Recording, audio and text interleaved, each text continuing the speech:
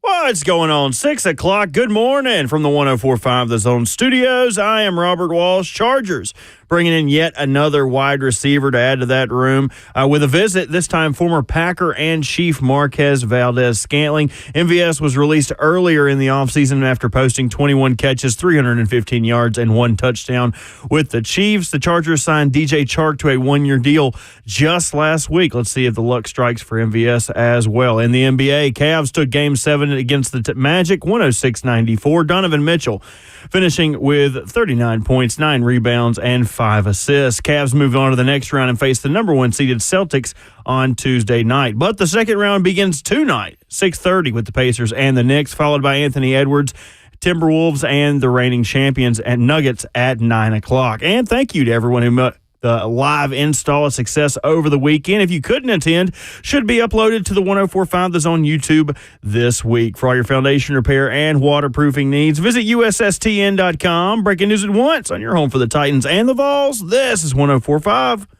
The Zone.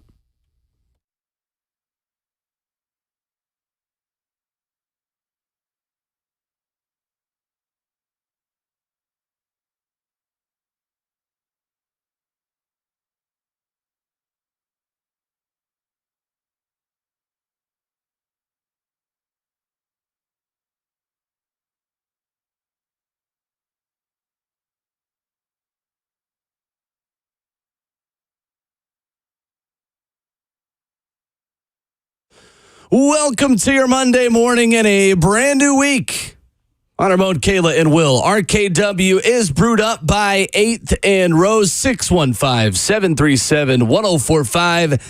How you jump in as the Nashville Predators offseason begins.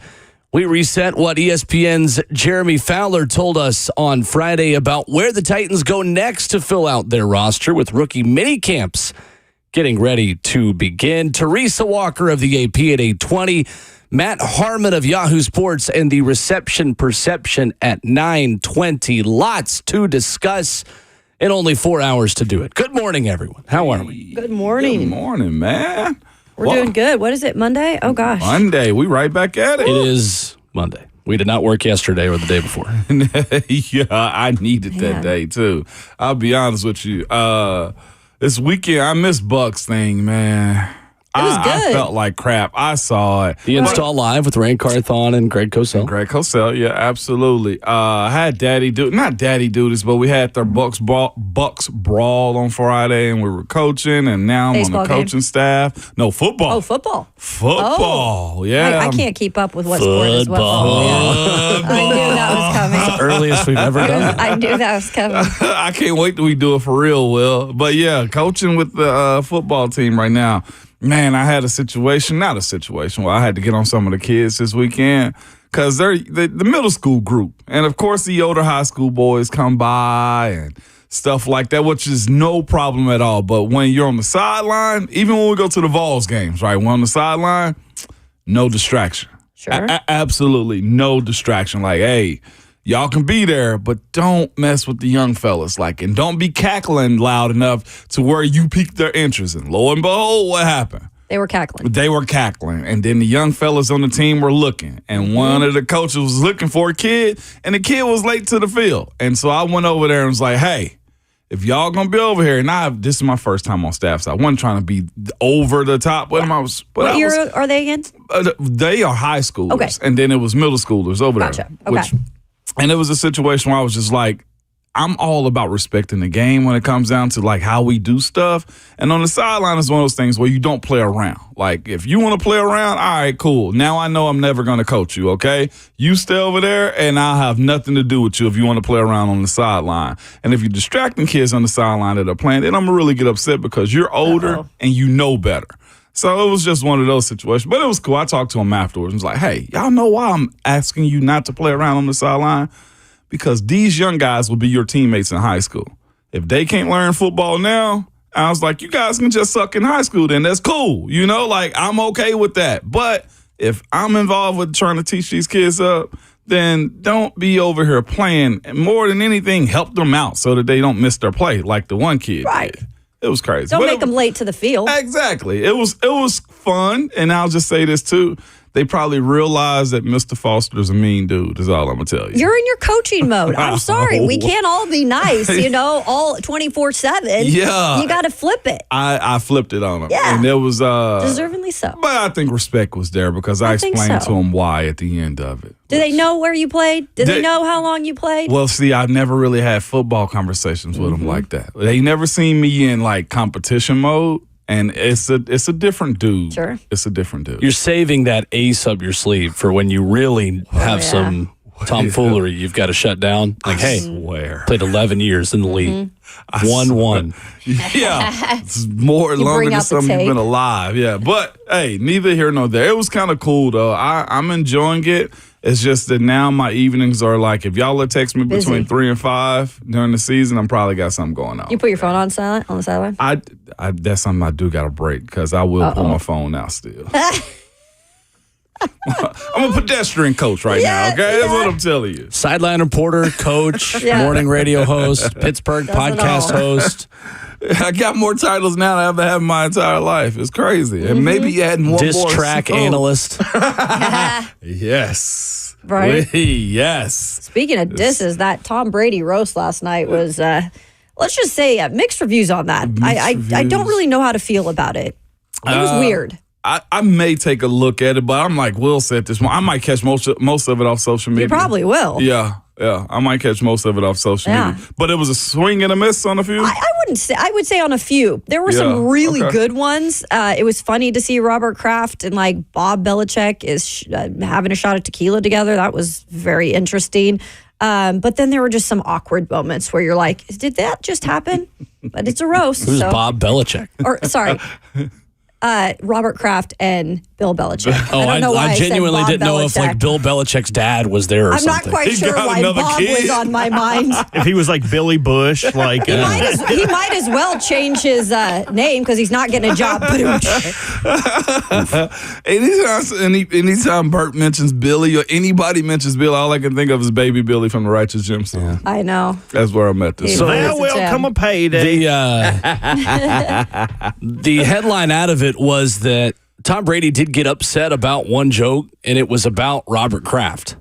Oh. And it was a joke that comedian Jeff Ross made by asking if Brady wanted a massage after talking about Robert Kraft. Oh, God. And if you're unfamiliar with the context behind that, I would just do a little bit of research on Robert Kraft and maybe some of the areas where he's gotten in trouble Areas in the really? past couple of years. That there was no, just ways that he's gotten in trouble God, him and Watson do not need to be hanging out. the past couple of years. But I am of the opinion that you can watch roasts on social media and you're going to get the bad jokes and you're going to get the great jokes. And then all the mediocre stuff that doesn't really require your attention, you just don't even have to see it.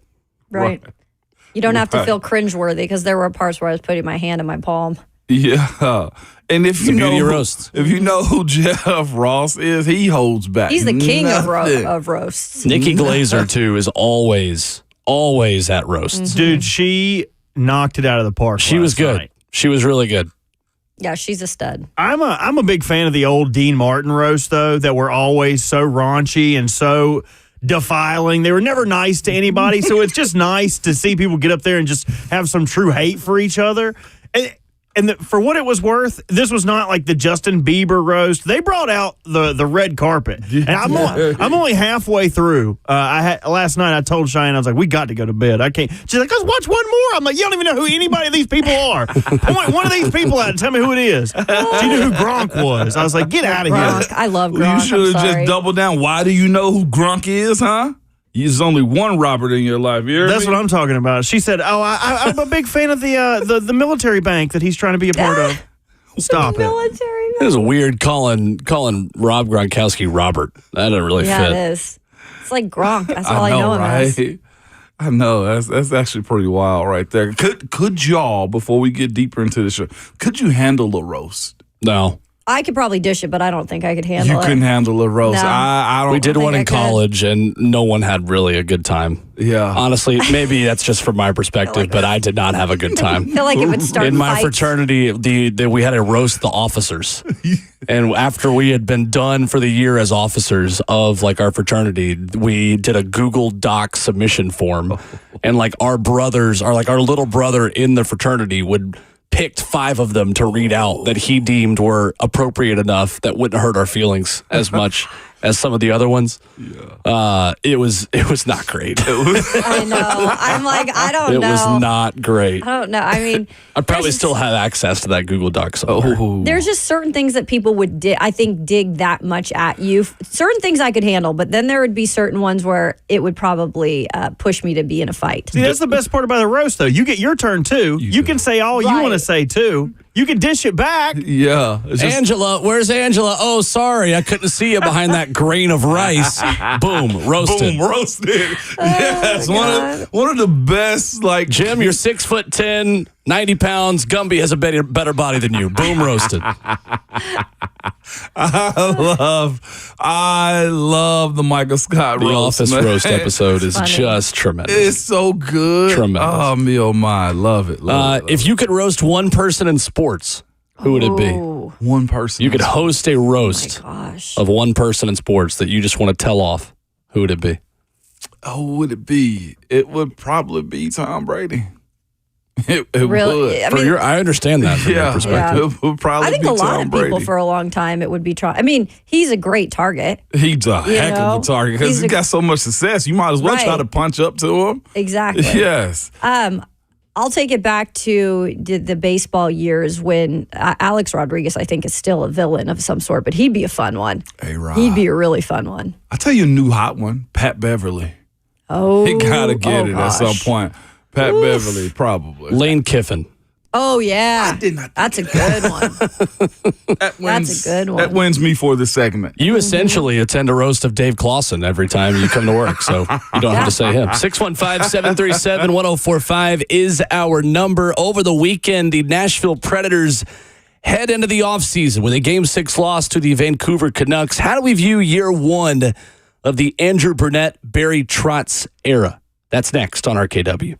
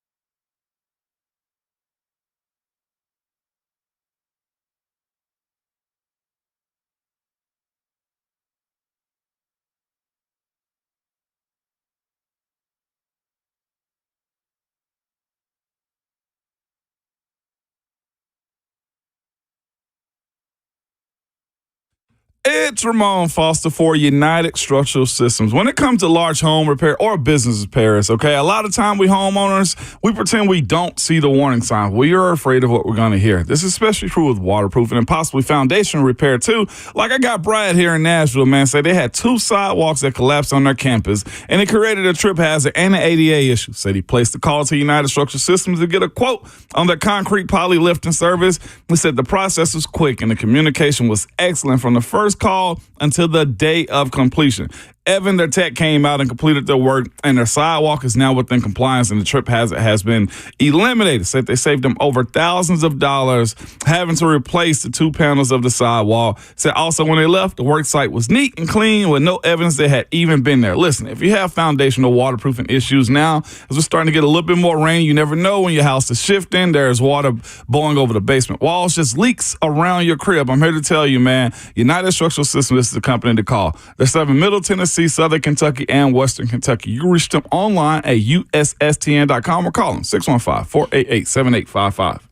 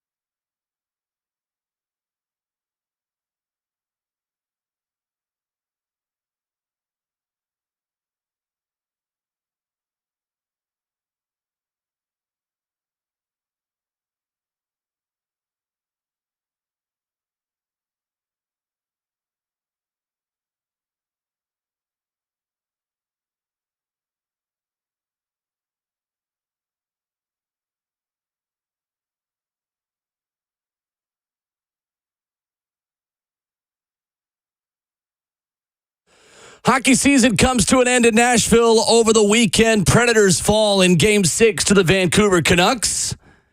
How do we evaluate year one of the Andrew Brunette, Barry Trotz era? 615-737-1045 is the number. Ramon Foster, Kayla Anderson, Will Bowling here on RKW. 1-0. Man, this game had some equivalents to Game 6 of the Stanley Cup Final in 2017. Scoreless for a lot of it. UC Saros playing well the way that Pecorine did on that night. And then one goal in the final 2 minutes, all it took. The Preds go down in heartbreaking fashion. How do we remember this season, Kayla, when you look back at this Predators team? I think overall, there are some good parts to this season in the way that when we reached the All-Star break, there were a lot of people thinking they're going to be sellers. They're definitely not a playoff team. And when they were able to turn everything kind of in the right direction after the whole U2 thing in Vegas and Andrew Brunette calling them out, instead of going back in their shells, they responded. And I think that you have to give a lot of credit to Andrew Brunette for being able to kind of corral the herd back in and make a playoff push. Now, the disappointing part about this team is when you have momentum like that and you're on a point streak and you're feeling like you're one of the better teams to enter the playoffs. And you all know what happened in the Stanley Cup playoffs. There are a lot of things that can happen. The President's Trophy team in the past, not this year, has been eliminated early. So sometimes the best teams don't really shine in the playoffs. So you're thinking there could be a little bit of hope for this team, at least to win a first-round playoff series for the first time in a little bit. But I think what's disappointing about this season is how it ended. And just the lack of being able to take one game at home, not one game, and the kind of not having the ability to hold a lead and letting Vancouver come back in a lot of these games in the third period. It showed a little bit of too tired, lack of, just try. I don't know, whatever you want to call it, that's disappointing.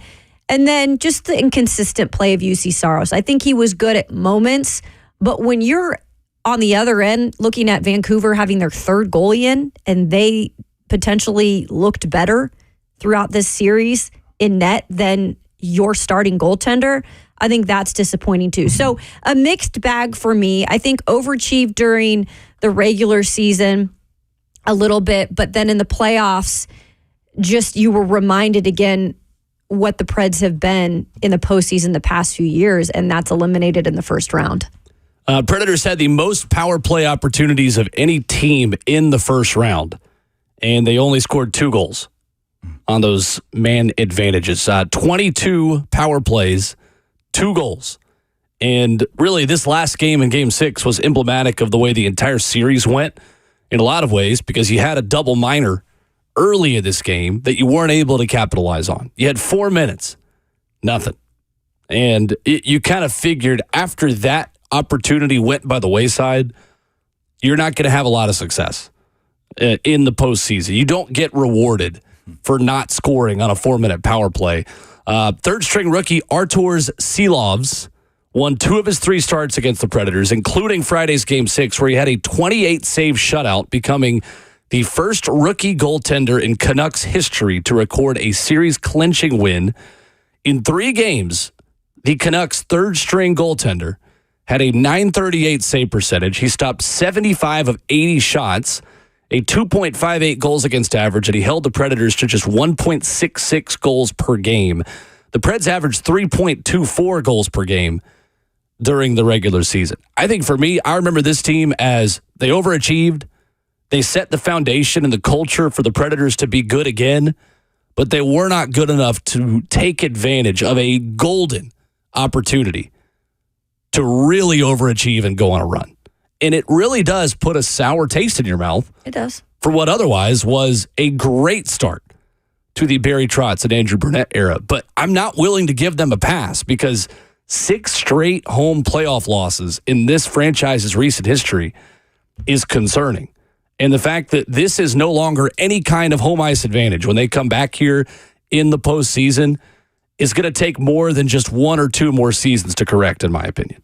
Yeah, that right there. I'm gonna give them a little bit of grace, except for that last part right there, Will. The 6 straight losses. That cannot happen. Trust me. On the football side, if coaches were having these type of issues to where they couldn't go deep in the playoffs and they dominate a certain section of the season, or they're consistently above the line, but you can't win in the playoffs, that's where it becomes super problematic. The thing with this is, to me, it's a new tenure. You end up having to switch coaches. You're switching leadership, and I think it's great as far as the foundation of this team moving forward. I think decisions do have to be made at some point. Soros, how are you going to deal with those situations?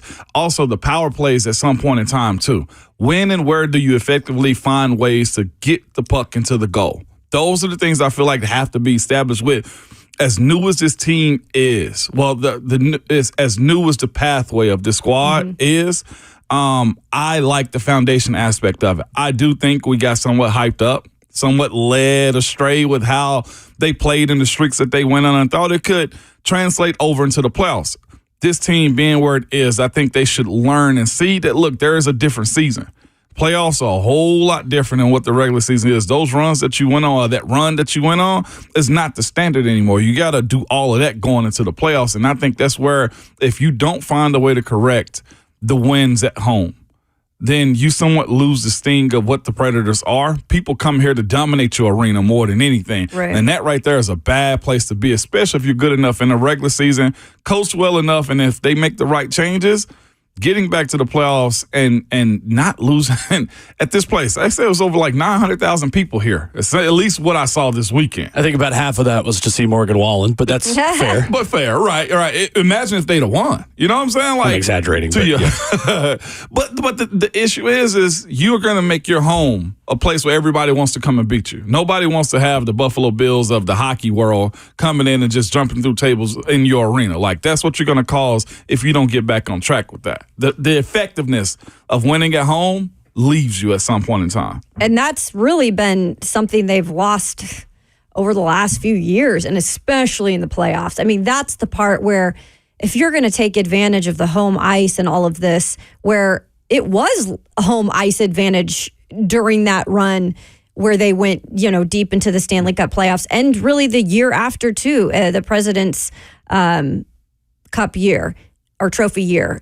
It was like that too. But ever since then, it's really just been like each year you just have felt they've lost that magic at home. And I don't know what that is, because they've had coaching changes, right? Yeah. I mean, they've had different coaches throughout this whole thing. And you mentioned the power play, bringing up a thing that also has been a mixed bag, but more so not as great during the last 5 years than it should be. I mean, you're looking at a power play that was 16th in the regular season. That's okay. That's not great.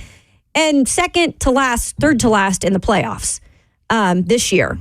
And they've at some points had, I think it was 2 years ago, the year before, because last year they didn't make the playoffs. The year before that, they had an okay power play in the playoffs, but was not great in the regular season. So the power play, to say the least, has been inconsistent, and there's just not seemed to be a good formula of finding a way to fix it, or at least to have it more consistent. So that's a task, absolutely, for Andrew Brunette and staff. But at least they've set the culture. I think they know what type of players they want. Players that don't just want to be in Nashville because it's Nashville and it's the cool thing to be. They want to win here. And I think you saw the top line improve. We haven't seen a top line for the Preds like that in a minute, where Philip Forsberg is being benefited by his line mates and able to play his best hockey of his career. So there are positives, but the playoffs are what determines a lot of this team moving forward. And that top line was awful during in the playoffs. Of Gus Nyquist, Ryan O'Reilly, and Philip Forsberg. So that line had 3 goals for and 3 goals against in this series. They were not plus at all. And if your top line is not creating more opportunities and is not in a plus in terms of goals scored when they're on the ice versus off, you got a problem in a playoff series. You're not going to beat a lot of teams doing that. They just weren't good enough, quite frankly. And I like what Michael Gallagher wrote of Nashville Hockey News and writing about this, does a good job covering the Preds, said Nashville's offense is good enough to win one-off regular season games against teams like the Jets and the Panthers, but it is not set up to succeed in a 7-game series against a truly elite defensive team like the Canucks that excels at blocking shots, clogging shooting lanes, and taking away time and space to shoot. When you look at this team, what is the biggest thing they need in order to take the next step? I mean, I would start probably with goal and maybe just giving it a start, a reset. Because with all of that you've said about, not being great against a defensive-minded team in the playoffs in a 7-game series, sometimes you're going to run into a mismatch, right? Just like you do in any sports. But that goes back to the whole part about UC Saros being their number one goalie and underperforming compared to the third string on the other side. That's what I keep going back to. And I think at some point, I like UC Saros a lot. I think he's a good goaltender. I mean, he's been to all-star games, right? He's shown during the regular seasons, especially the second half, that he comes back strong and helps his team win hockey games. But the playoff resume for UC is not there. And unfortunately, when it comes to that time, goalies are such a part of it. They're such a part of allowing a team to have a run. They're not the only part, but they're a big part of it.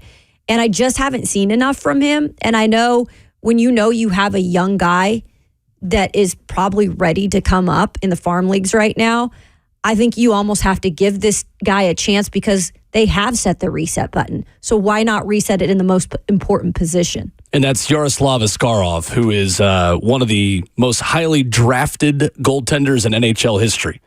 When he was drafted by the Preds a few years ago down in Milwaukee, he was literally fighting somebody in Milwaukee as an admiral. He is something. Everyone is going to hate him that does not love the Predators when he comes up. This guy, like Ramon, after he wins shootouts, he will pull down the crossbar and bench press to the net. He's a personality. After he wins a shootout, he genuinely could not be more perfect for the city of Nashville. Yeah. And for the Predators fan base, and he will not be more hated. Like there will never be a Predators player who's been more hated than him, other since maybe I guess Jordan Tutu. Get out of here when he comes up here. It is I love it. I think they need that. Yeah, that's what I was going to ask. So the average. So if my study's correct, then it says the Predators have the 5th oldest team in the league. So essentially, what they did this year, and John Butchercross talked about it when he was on our show a couple of weeks ago. They have such a young core that is like, it's what we would call in baseball, you have a lot of 4A players. Okay. Players that are probably right between being minor leaguers and being big leaguers. And in this case, being NHL players or Milwaukee players with the Admirals. So in order for the Predators to set the culture of, hey, how does Spencer Stastny go about his business when he gets up here? How does, was it Tanner Malindic, the way you say his last name, recent high pick by the Predators, coming up and getting more opportunities. How do a lot of these guys learn how to go about their business the right way? Well, you sign Ryan O'Reilly.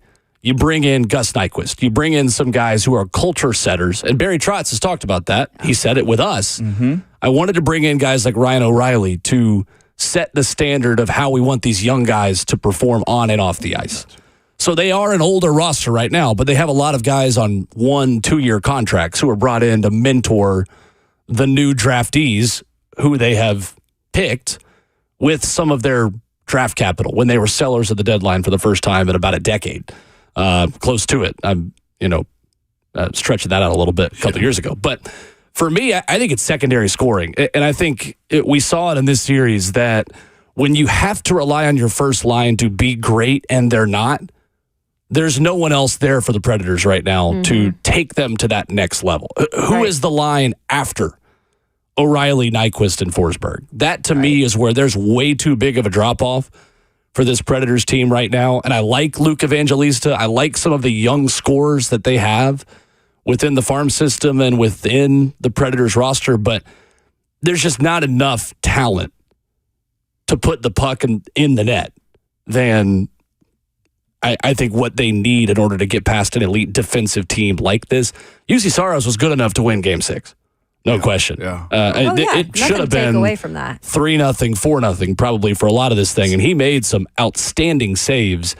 I'm interested to see what they do there with 1 year left on his deal, but for me, looking long-term, Askarov is clearly the guy for next season. I think where they go next, I think they got to get more secondary scoring. So are you saying with that, because you kind of just had mentioned the core of this team being younger, which means you got to give them time to be able to be those superstars, right? Yep. And so that's where it's interesting. So do you want to add another guy who's more of a name who can score to help? Absolutely. Okay. So, and you're still saying, though, there can be guys that can emerge from this roster. Yeah, of course. That will be maybe second line, third line scorers. Predators have some money to spend. Right.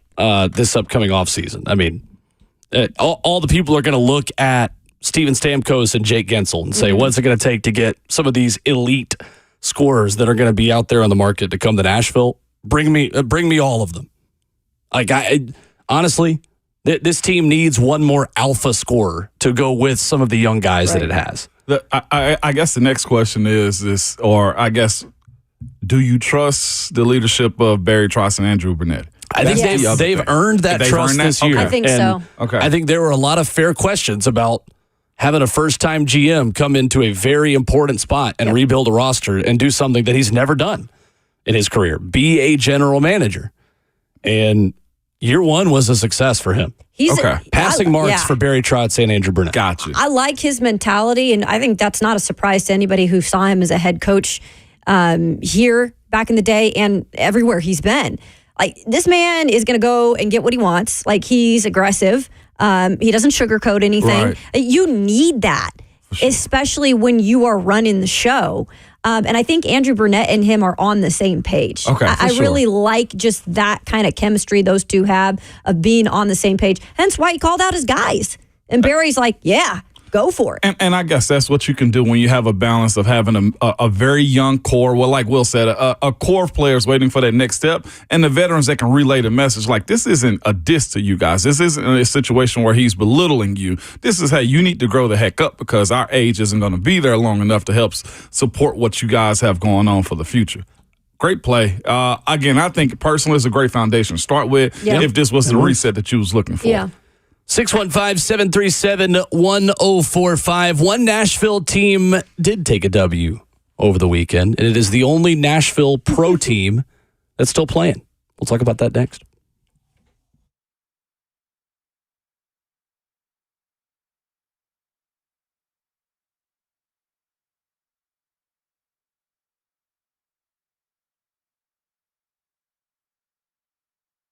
We have had a lot of rain over the last few days and not going to stop anytime soon. So maybe this is the time to make sure your windows are not leaking. And if they are, that probably means you need to check them out and you might need new windows from our friends at Window Nation. And right now, you've hit the jackpot because they have their semi-annual sale, 50% off all window styles, plus 0% interest for 5 whole years, and an additional bonus if you schedule appointment this week.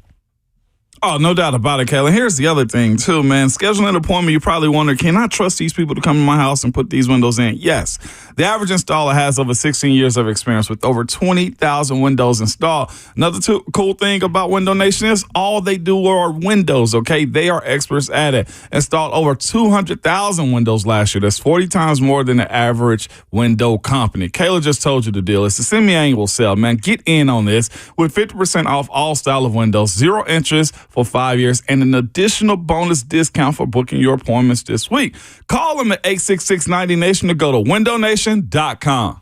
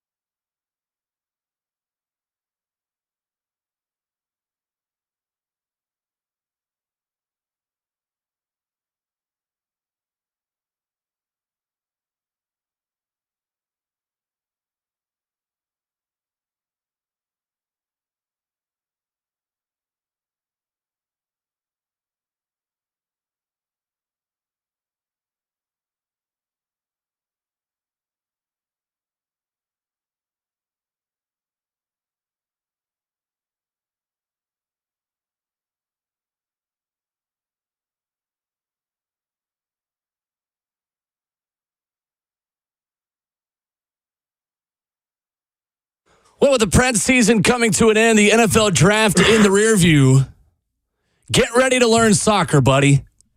It's Ramon, Kayla, and Will, brewed by 8th and Rose, 615-737-1045. There is a Titans villain that was back in the media over the weekend that we'll tell you about coming up in 15 minutes. But guys, Nashville Soccer Club gets in the win column right here on the Zone on Saturday night, 4-1 over CF Montreal.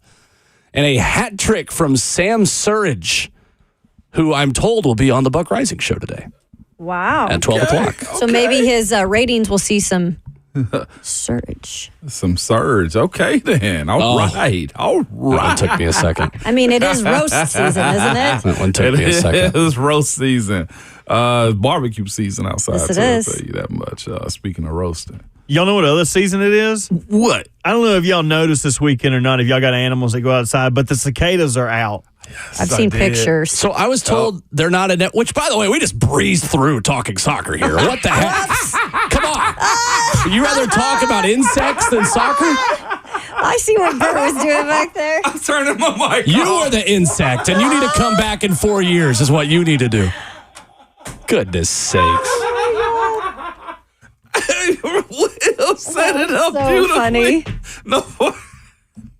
It doesn't matter what I do. I can bring Oh, a my segment back in goodness. perfectly. You did. And then nope. Set it up perfect. Well, a hat trick. Bert said, bury the hat trick. Bury the only team that won in Nashville this weekend. Fine. Get on the cicadas. Bury the fact that Big Jeff was an honorary. I guessed He was it. there. He was there. In attendance. And Bert said, you know what? If you got pets outside. You know, they actually let Jeffrey Simmons do the first kick before the game. Hey, don't play with me like that, man. Now them are fighting Don't words play right with me there. like that. No, they Don't didn't. play with me like that, Will. That still doesn't exist. Anyway, Nashville SC won 4-1. Walker Zimmerman in his return to the starting lineup scored a goal, a no-look header with the back of his head with his man bun. And Sam Surridge scored 3 times. Anyway, what do you want to say about cicadas, Bert? Go No, ahead. I'm over it. Y'all kick that ball around in there. No, come on back, Bert, because I saw a couple around my house this weekend. Oh, no. Now you want to talk about that? Nah. I haven't seen any, so I'm interested in I what asked, the story can I is. kick it? And Bert said, no, you can't. No, you can't. Can I kick it? Can I kick it? No, you can't. All right, anyway, on the cicada front, we have been lied to, friends, about cicadas. Yep. Not every county has them. Thank you. I saw a map over the weekend. So according to cicadamania.com, Oh, my God. which I think is reputable because it's in the Tennessean, the following counties will have cicadas this year. This is not a very big list. Blount County, Cheatham County, Clay County, Davidson County, Grundy, Hamilton, Jackson, Loudoun, Macon, Marion, McMinn, Meigs, Putnam, Rutherford, Sequatchie, Smith, Stewart, and Sumner. That's not that long of a list in terms of how many counties there are in Tennessee. We have been lied to, led astray, and run amok about cicadas. Well, what's wrong with Nashville that the cicadas don't want to hang? Oh, well, Davidson County is one of them, so they are in okay. Nashville. So yeah. technically. And Rutherford. So if you're I in haven't seen Murfreesboro, tough. Of course, Wealthy Williamson won't get any issues, baby. Oh, geez. Brentwood Bubble strikes again. Right. Brentwood Bubble strikes It again. raised me, and now it'll raise another generation of children that won't have to deal with cicadas. I saw a couple though around the crib. It was one that was out of it. I've seen 2 out of shell. Well, I've only seen 2 Ew. shells, and I saw one that was getting eaten up by some ants on the ground. So My cat's been eating them all weekend. Good. Oh, dragging them in my house. You'll be in the living room and just hear like, sounds like somebody's sitting on a cell phone. And it's just my cat. My cat's just holding one underneath his belly. I've probably thrown 15 to 20 of them out in the you've seen backyard. So that you're many? getting struck. He is bringing them in. Oh, my cat's a stone cold killer now. Can I say Yeah, something seems real like quick? it. I'm gonna ask a question. Like, can I Who would say win in a something? fight? I'm asking Your y'all. cat or Buck? Sorry. I always think who I got Bert's cat all day. Okay, I was I just put checking. mine. I put 20 on Bert's one all day. Okay.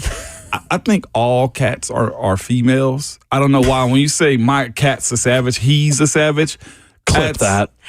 I think. What? You're saying cats are females just because they're cats? Yeah. Do you also think all dogs are boys? Well, Instinctually? Yeah, probably. Well, I'm not familiar with cats like that. Is what I'm telling you. There are boy ones. I promise you. Well, clearly, I mean, it's how we get more babies, right? But Allegedly. allegedly, That's what they want you to think. it's weird. I don't know. It's just me. Excuse me. Because the kitty cat, meow, like, it's Need not more as dogs. exactly. One last thing before we go back to soccer. You said That We're ship gonna has have sailed at time. this point. Sequatchie? What was that county? Sequatchie County. Sequatchie has to be the ugliest sounding county I've ever heard in my Sequatchie. entire life. Oh, I don't know. Who you got this uglier than that? See, this is something we talk about in North Carolina. Meeks. North Carolina's got some ugly counties. You ever been around Denton? I think Meigs County. Denton is for It's not pronounced It's Meigs. What is it? Meigs County. Meigs. Why Yep. they put an I in it? They're trying don't know. They're trying to dress it up. Migos Why County. is Migos County. Lafayette named Lafayette? I don't know. I don't make the rules. Why is Milan Milan? Milan. Yeah. Well, see, I grew up on But that's Milan. grew up like Milan. Yeah, it is. It's spelled just like Milan. It's spelled like Milan, yeah. Huh. There are plenty more. We can play this game if you want to. I definitely. How many is it? 206 counties in We got- Tennessee? Why is Maury Murray?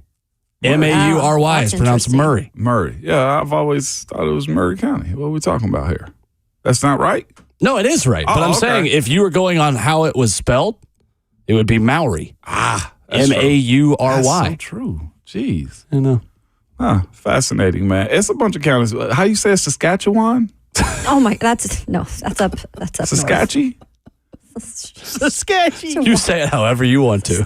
I don't have the words in front of me. Sequatchie County. Sequatchie. Okay, Sequatchie. Ottawa is also another one. Ottawa. Ulawa. See, that one's weird to me. That's outside of chat. I You just know West where it's Tennesseans at. don't know anything past Jackson, Hey, do you? no, You get gosh. past Jackson.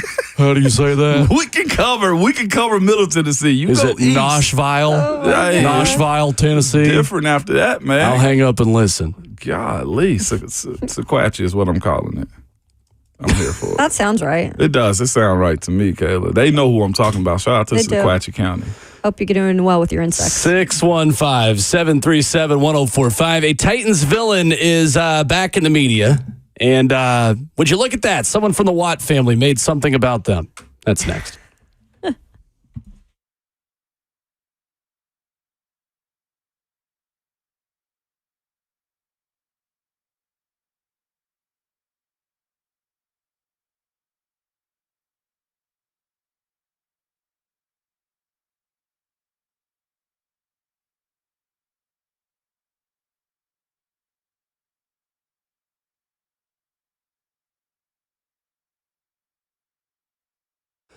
Hey, what's going on? It's Will Bowling. Do you or someone close to you find it maddening hearing conversation when there's background noise?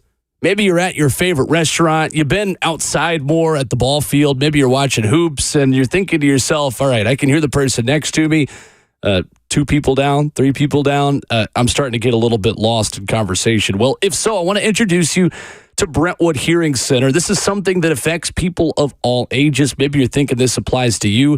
Maybe you're thinking it applies to your parents. Well, they've got 5 doctors of audiology, state-of-the-art diagnostic equipment, and the most recent hearing device technology. They want to help you get off the sidelines and back in the game. But Brentwood Hearing Center has over 85 years experience from their convenient location right off of I-65 in Brentwood. They tailor a hearing solution to each individual patient. Give them a call today, 615-377-0420. Or visit them online at BrentwoodHearingCenter.com. They'll help you get off the sidelines and back in the game. 615-377-0420. That's Brentwood Hearing Center. Better hearing, better life.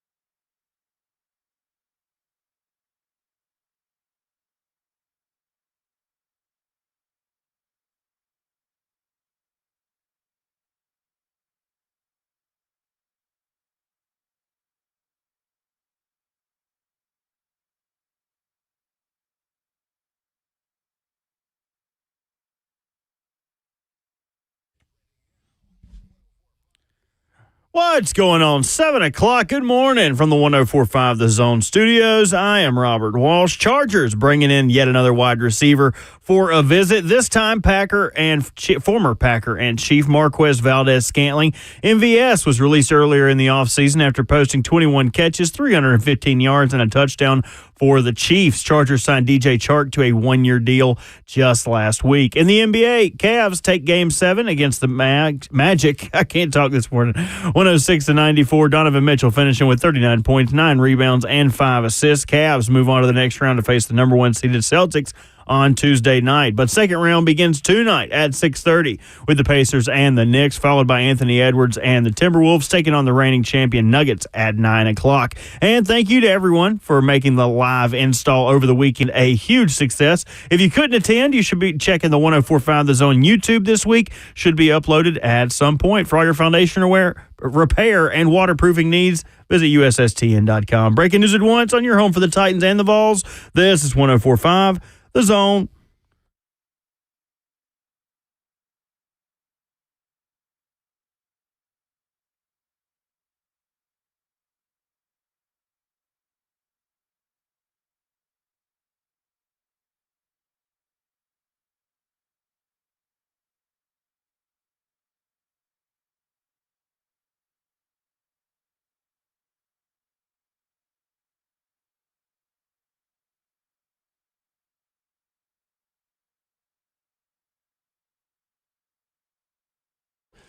Hour number 2 and 7 a.m. in Nashville as we roll right along on this Monday morning edition of Ramon, Kayla, and Will. RKW brewed up by 8th and Roast. Ramon Foster, Kayla Anderson, Robert Walsh is making the show happen. My name is Will Bowling. We are streaming live on 104.5 The Zone TV, Facebook Live, YouTube, Twitter, or Twitch. Twitch, please. And immediately after the show comes to a conclusion, thank you so much, Robert Walsh. You can listen to the show every hour of every episode. Apple Podcasts, Spotify, 1045thezone.com. Wherever you download podcasts, we are there. So, the Tom Brady roast was over the weekend. We've asked the question on Twitter, at Ramon Kayla Will, if you could roast one person in sports, who would it be? We have a vote for LeBron James and Antonio Brown. So we're off to a good start. Oh, my Lord. Okay. AB getting a roast. Okay. Can you imagine the slander that There'd be a AB lot. would receive? I don't think Antonio Brown would be a good roast subject because I don't think he would get a lot of the jokes. I don't think he'd get it. I think LeBron James would at least be aware enough Right. to know why he's getting roasted for things. Antonio Brown is so delusional. I don't think he would understand. AB's in his own world right now. He's very much in his own He world. legitimately is in his What own is world. he doing, by the way? Kayla, I wish I knew. Tweeting. Yeah. That's about it. That ain't his best. What you say, Bert? Oh, bless his heart. Hey, that's my former teammate, and boy, this ain't the same version that I think there was some of this there. I'll say, let me correct. There was some of this there. It was. Sure. But I didn't think I'd see him doing what he's doing on social media where he's just he lives with no boundaries right now. So I'm with you. As far as his roast goes, it probably would just be more promo for him. That's all he wants out of it. Now, LeBron, on the other hand, That he's would going to have be a roast. interesting. That would be pretty wild. That would be pretty wild. I'd start with the hair plugs. Ooh. Well, he should just shave it off at some point, though, too. At some point, you got to let it go. One of the picks that I would have for a player I would like to roast the most is in the headlines over the weekend. 35-year-old J.J. Watt talking to the media. There is nothing like J.J. Watt making something that has nothing to do with him about him. And that's exactly what he's done with the success of the Houston Texans, talking over the weekend, saying he's open to a return to play for the Houston Texans. This was J.J. Watt over the weekend. And I'm a very fortunate, lucky man. I got a beautiful wife. I got a beautiful son. I had 12 great years in this league, and I'm very thankful to have walked away healthy and playing great. I told D'Amico last year, I said, don't call unless you absolutely need it, but if you ever do call, I'll be there. But he knows not to call unless he absolutely needs it. This is the last year I'll tell him that because I'm not going to keep training the way I've been training, but he knows that if he ever truly does need it, I'll be there for him. But I don't anticipate that happening. They got a very good crew. This guy annoys the crap out of me. There is no need for J.J. Watt to throw his name into the ring on a team that is doing just fine without him. We're good, bud. You can go ahead and take it to the house. You know what? I kind of want to see him go back out there. I do. I want to see him make it all about him. Get away from what the team is and how defensively they set up the structure of who make plays and stuff like that. And just watch him just, be old man. At some point in time, like it does catches up with you.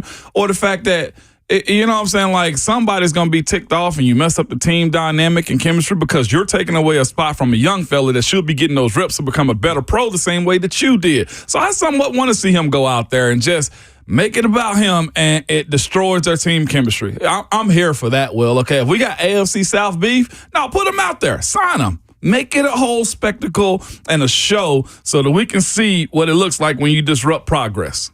He's like one of those people that's like, I don't want to make it about me, but I'm going to make it about me because I've been working hard for the past couple of years that if somebody wanted to call me specifically, the Houston Texans, I'm in good shape, but I'm just telling you, this is the last year, wink, wink, I'm going to be in shape that you can call me, wink, wink, hey, I want to go get a Super Bowl ring. Like, that's what I look at that, too, as is like, I think he'd do it just because he wants to get a ring.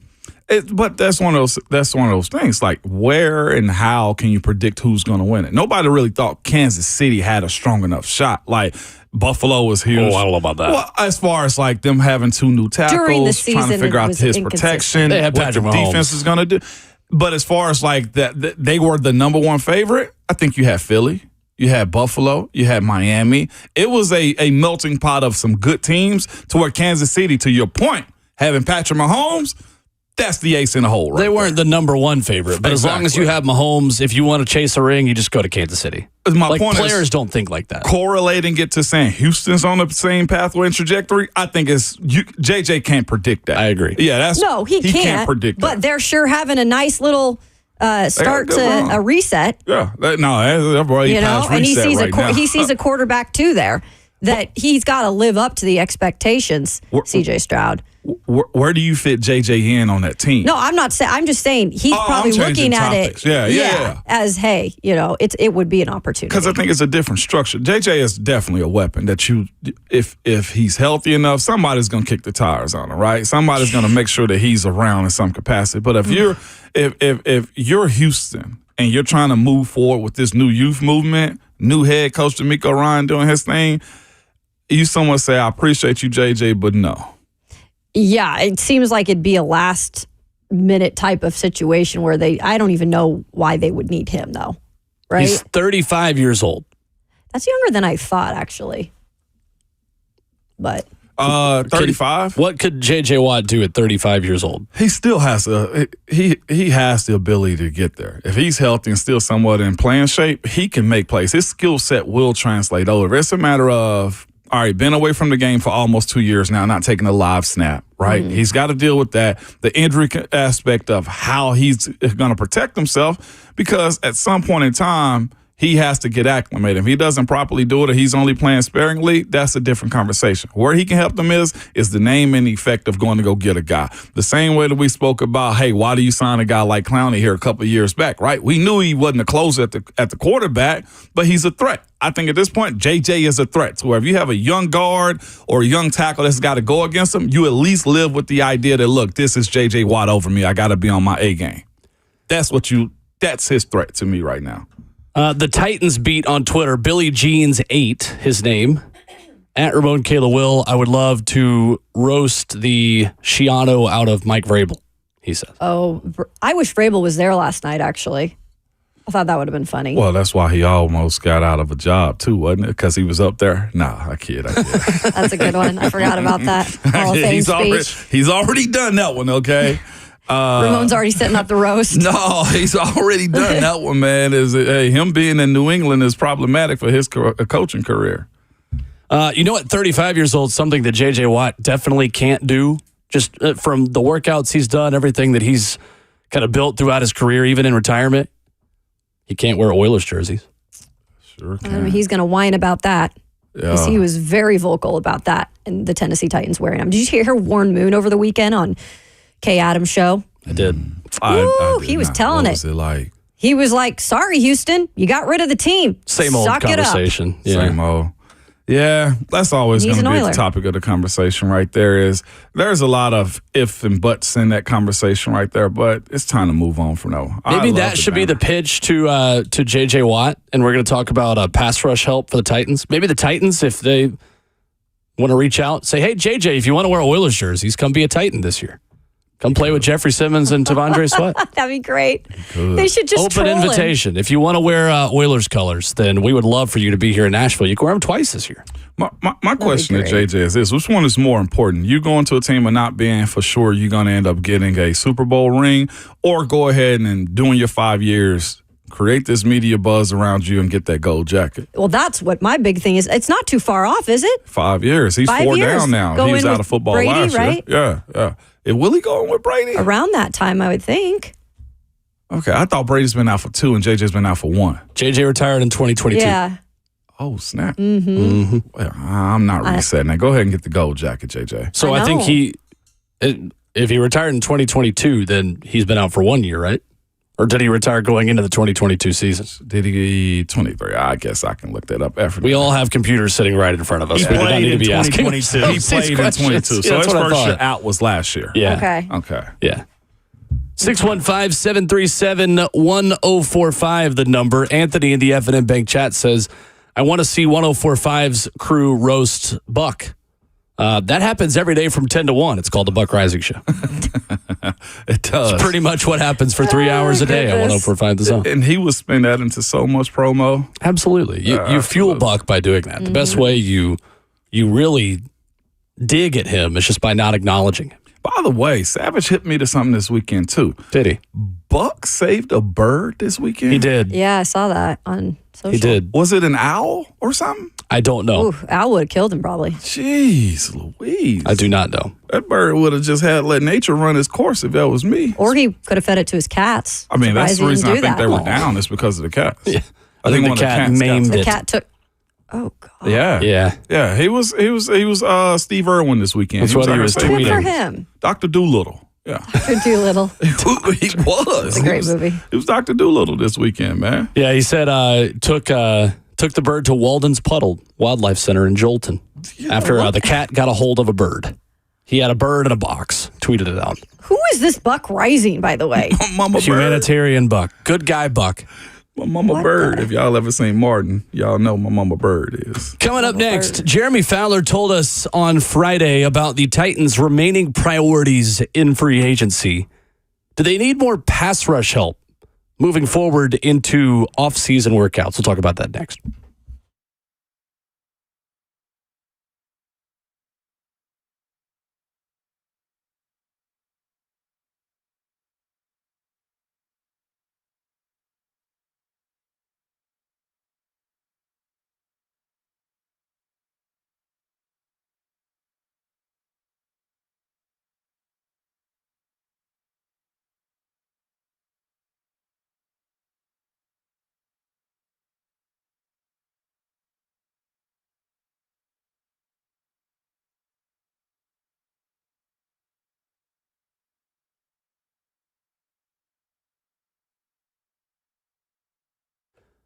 Hey, what's up? It's Will Bowling. Summer is right around the corner. Look, if you were outside this weekend in Middle Tennessee, summer is essentially already here. And as the weather begins to warm, Lee Company has your back to make sure your home's air conditioning is working efficiently. And one of their expert technicians, they will perform a 22-point inspection as well as seasonal cleaning and maintenance to help you stay ahead of the changing weather. And at this point, we're not at the point yet where overnight it feels like summer. You got to take advantage of this now while you still can before it really starts to feel like summer 24/7. Thanks to Lee Company's visual findings platform, their professional team virtually shows you exactly what they see in addition to updates and information on your unit's efficiency.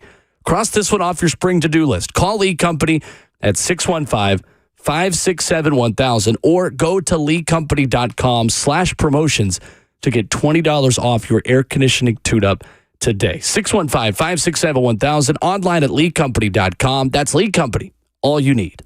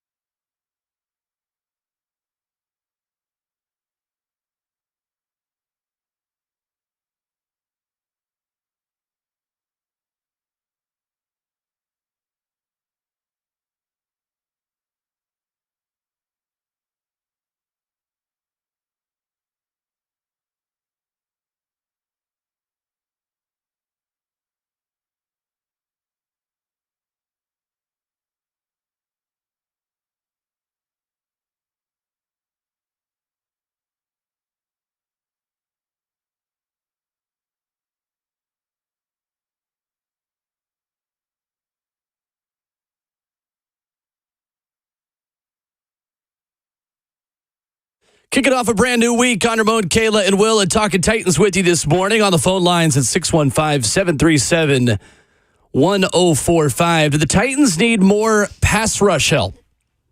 Ramon Foster, Kayla Anderson, Will Bowling. You can call Robert Walsh and talk to us. We talked to Jeremy Fowler of ESPN on Friday, on Tyler Boyd, on Marcus May, on a number of topics we'll reset for you here. But I thought one that was particularly interesting was his comment on edge rusher. This was Jeremy Fowler on the show Friday in the last hour, if you missed it, on the remaining priorities for the Titans and the fact that edge rusher is likely not one of them. Jeremy, as you look at this Titans roster, still a need at pass rush, and the Titans only address edge rusher in the 7th round with Michigan's Jalen Harrell. Do you expect them to be active in looking for an edge rusher with some still available there in free agency? Potentially. I hadn't heard that concretely. I'd heard more of a receiver, maybe an extra offensive line piece, although they addressed that, in the draft, or a safety. Edge rusher, you got couple guys still out there. Bud Dupree was there a couple years ago. Maybe that makes sense to bring him back, although that was more of a past regime decision. A lot of times the new regime, new GM will want to get their own guys in there. But there's at least some familiarity there, and I could expect him to sign maybe the next week or two. And, certainly it's an option for them. That was Jeremy Fowler of ESPN with us Friday. Do the Titans need more help at edge rusher? More help? I say definitely more production first. Let's go there first, as far as who's doing what with this team. Last year, Harold ended up getting double-digit sacks. I think he ended up having a good end of the season last year, again, coming off the ACL. Year 2 going into that thing, 11 sacks on the season right there. After him, it was Arden, I feel like, 7. From that point right there, where's the consistency of guys getting to the ball? That's where, to me, the production, whether it was defensive scheme last year playing a huge part in it, or do we have to point more fingers at the personnel? When you look at the supporting cast around these guys who are the pass rushers, that's where it becomes a little bit problematic too. Look at the year that we thought Christian Fulton was going to have, and then it didn't happen. The injuries and the changing of personnel in the secondary, I think, somewhat affect them. You lose Byard last year. But on top of that, though, it's just where's the win rate when it comes down to guys getting to the quarterback? That, to me, is where it becomes a little bit more sticky as it pertains to the production of the guys that are inside the building. Again, if you look at the role that Arden somewhat plays last year, and I'll just start with him because, of course, you check off the box of Harold that ended up getting 11. However he got him, he got to the quarterback. You can't complain about something if the guy's getting the job done for the most part. And Harold did what you expect him to do and hit that double-digit number that everybody somewhat sets as a standard for rushers. Get over 10, and then we say, all right, you're a legitimate rusher. For a guy like Arden, the amount of plays that he's playing and what he's brought in for, I think he somewhat needs that production. And I'm going to just charge as much as I possibly can to him when it comes down to getting to the quarterback. I think he affects the tackles. I think he can get the quarterback to move around. But when it comes to closing, like I said, production of what you're asking guys to do, I think we got to raise that level a little bit more. I think what he's been brought in for, the price that he's been brought in for, also suggests that he should be a pass rush specialist. And for him not to get double-digit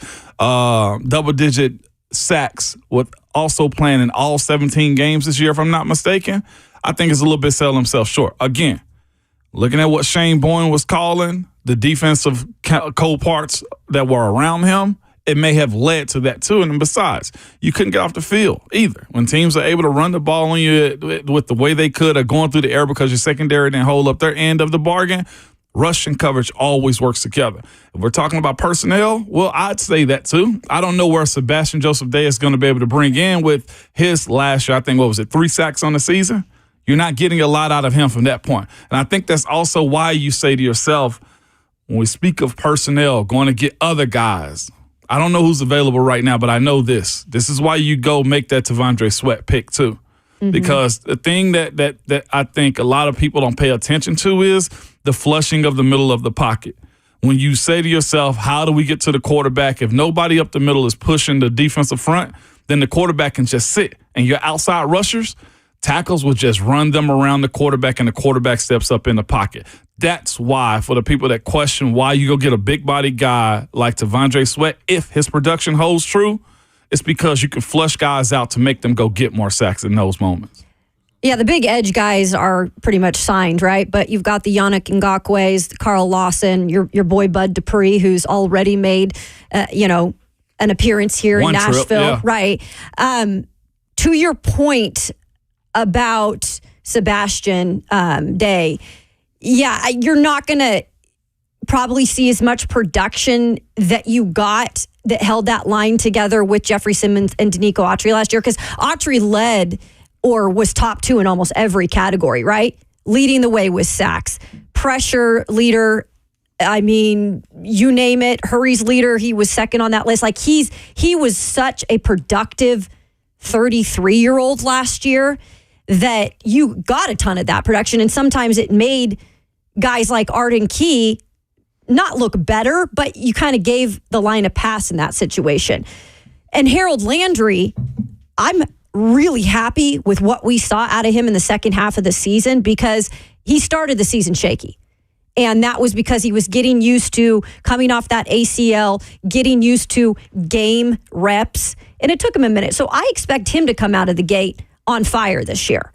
But with saying that, I don't think you're going to get as much production because you are missing a guy, like a Danico Autry, that you've got to have more of that production on the outside. And if you look at the depth chart, you've got Arden Key, who I think is inconsistent, and maybe with a new defensive scheme and a new way of doing things, he can become that more consistent player. But I do think you need more out of him. But behind him is Rashad Weaver, who I think has been given the opportunity for the past few years, and he did run into injuries his rookie year, to kind of step it up. And last year, I think you actually saw a decrease in production.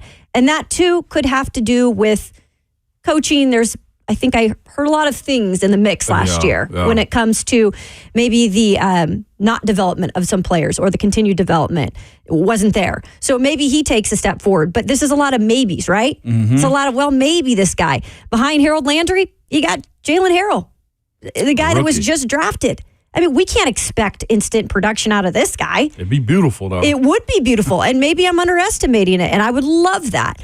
But to me, you've got to go out and at least get one guy that can kind of be a more veteran piece, not expected to maybe blow you out of the water in terms of production, but I just think there's not enough proven production on this line in terms of the edge positions, at least. So edge rushers on the roster, Rashad Weaver, Thomas Rush, Caleb Murphy, Harold Landry, Arden Key, and Jalen Harrell. Those are your edge rushers right now. Yeah. Are the Titans betting on the fact that a better secondary means it is now easier to rush the passer when you've got Awuzie, McCreary, and Snead as your three corners? It has to translate. Mm-hmm. Yeah, it has to translate. Yep. And for those reasons right there, if you're going to get to this world where you're playing a little bit more man-to-man, I think Rand said that at Bucks and Greg Cosell's this weekend. The event this weekend where you have to be able to have a really good back end of your defense. And I think people underestimate the safety play in those positions right there, because if you got a really premier guy playing over the top, making the quarterback hold the ball a little bit more, that allows the rush to get there. If you got guys that play off, and I saw this fan base for the last couple of years question, why is Christian Fulton playing so far off? Those are the questions that you're asking yourself. And then next thing you know, teams throw the quick out and he's got 7 yards. You can't get to the quarterback that way. That's why you see Big Jeff in a situation where he's batting down more balls at the line of scrimmage. You can't get there quick enough because guys can't press. Guys aren't sure enough in their defense. The addition of Cheeto, the addition of guys that they've signed this year, I think if we don't see the results behind that, then it may be more problematic for the guys up front. There has to be an uptick in it. Just simply because it's better quality we expect if all health goes through is where I'm at with this one. The L'Jarius Sneed one in itself, I think that shuts down one side of the field well enough to where if you have those type of guys, including a Rashad Weaver, and including Arden Key and Harold and Jeff, and the addition of the two bigs up the middle now, you should see an uptick. And the other thing to me is Denard Wilson has been saying we're looking for an attacking defense. Aggressive. Yep. Aggressive. They want a group of guys that can go get it. And to me, if you're going to be a blitzy team, having the back end is something that's got to be crucial. So the Ravens did not blitz much at all last year.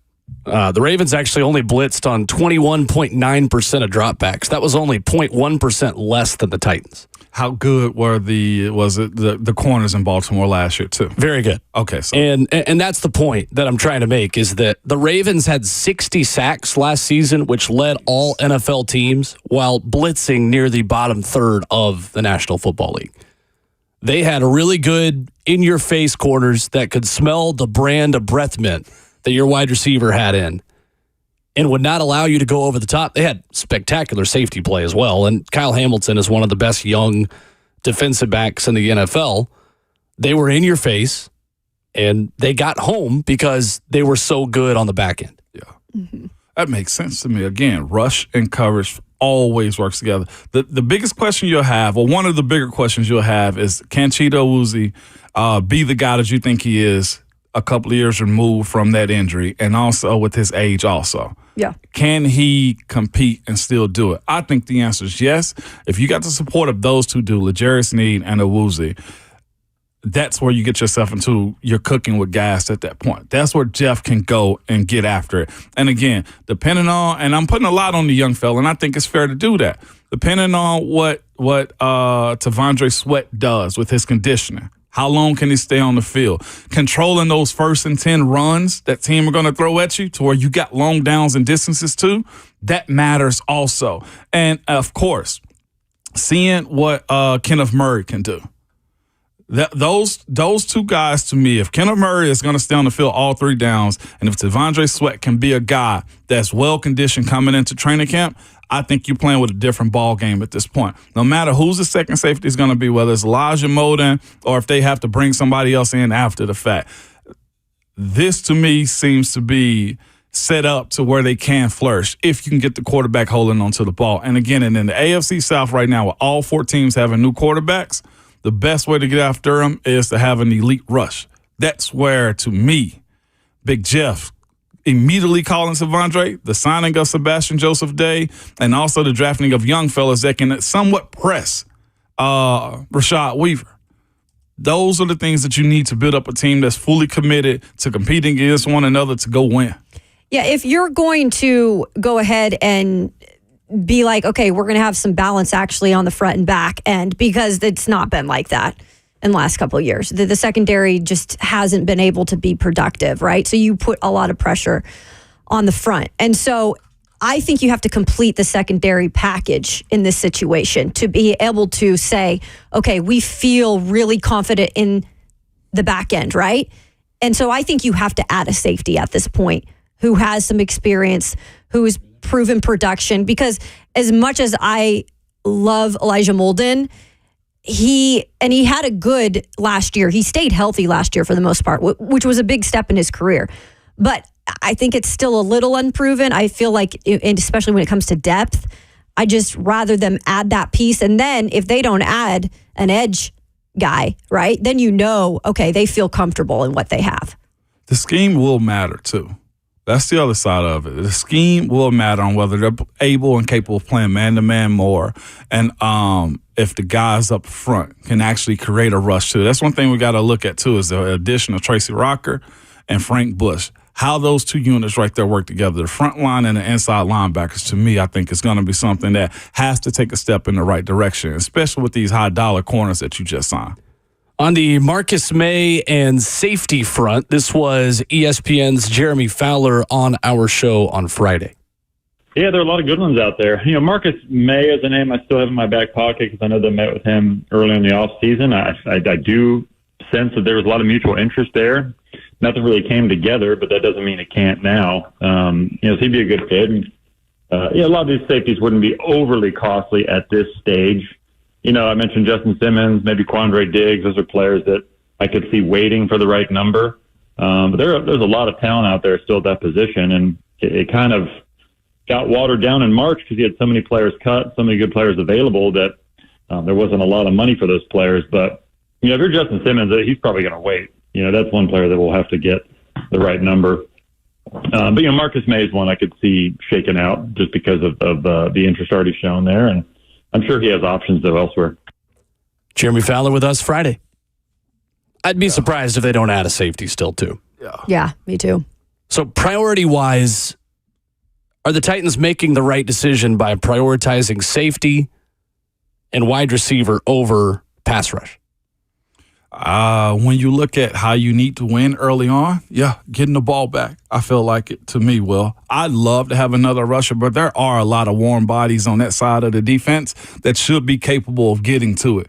And if you believe in the two corners that you have, and you also throw Roger McCreary in that conversation also with his ability to play the nickel, finding Amani Hooker a guy to me is huge. But again, the issues that we have is this. The development of certain guys, not even the development. Elijah Moden, to me, has just been one of those soft tissue guys. Yeah, as he's of a late. smart player. But as soon as you get him out on the field, he's on the ground because of a soft tissue injury. If he had developed and found himself to be more reliable and capable of staying on the field, we're not probably having this conversation.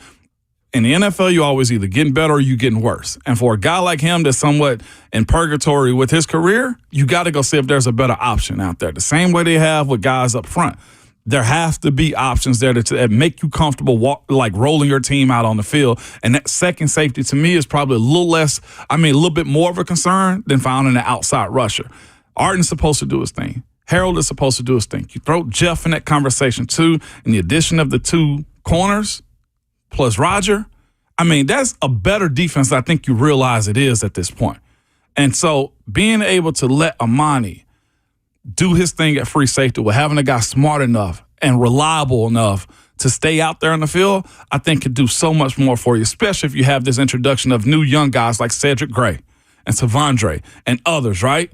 This defense on paper, before we even get to OTAs, minicamp, and training camp, is in a better shape, I feel like, than it has been in the last couple of years, especially at the cornerback position. I also think you're going to what these guys are looking to do in terms of development, and you've got a veteran coach on the D-line in Tracy Rocker. Just like we talk about Bill Callahan, maybe not to that level, but a guy who knows what he wants and how to develop players. And maybe he sees something in some of these guys that didn't get developed in the last couple of years. And maybe they see these guys can come along. They can be a guy that steps up and has some production if someone goes down. So I think you give them benefit of the doubt if they don't sign one, that is what they saw as well. I think edge is one place where you need an undrafted guy to surprise you and stick, in my opinion. Sure. I would like to see a little bit more pass rush help, considering the quarterbacks that you have in your division, but that's just me. 615-737-1045 is our number. Coming up, we talk a lot about how Tennessee is an everything school right now. Well, they might have another team that could later today be ranked number 1, and they're coming to town this weekend. We'll tell you about that next.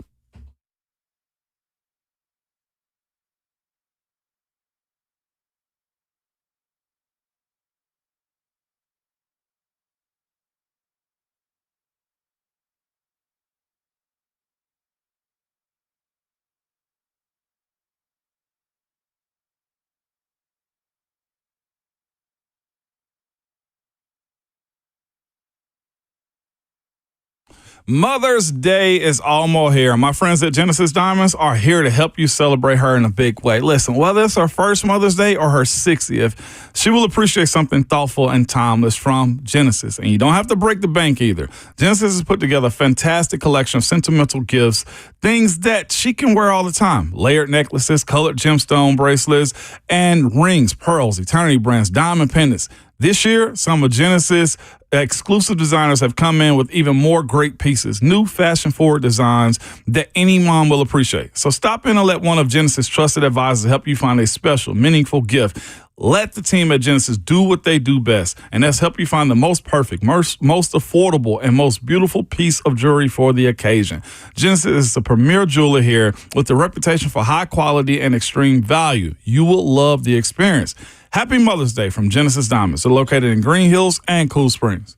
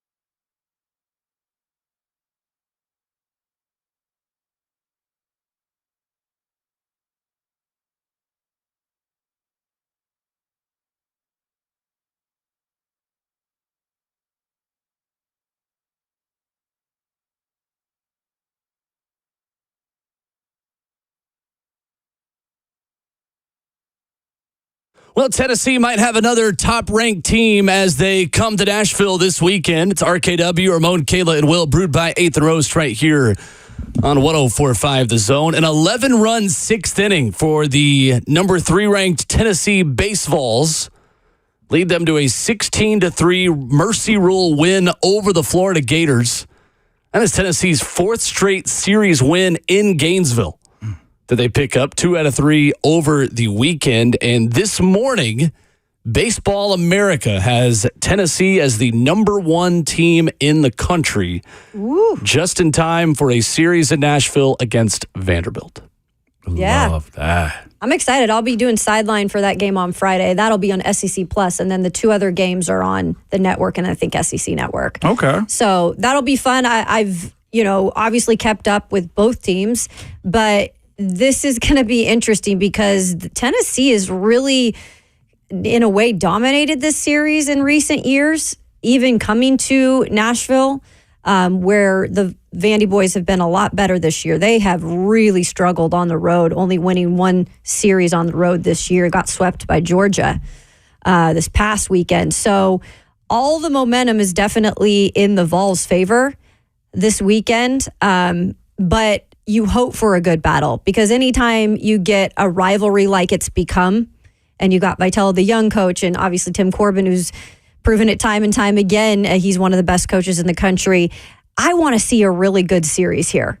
But it's questionable because the Vols are hitting the you-know-what out of the ball, and Vandy's having some issues in terms of pitching and getting some good innings out of these starters. So it could go the opposite way of a good series really fast. I just wish the football team could have the same streak that the baseball team does in Gainesville, Will. I'm just going to throw that out there real quick. Oh, come on.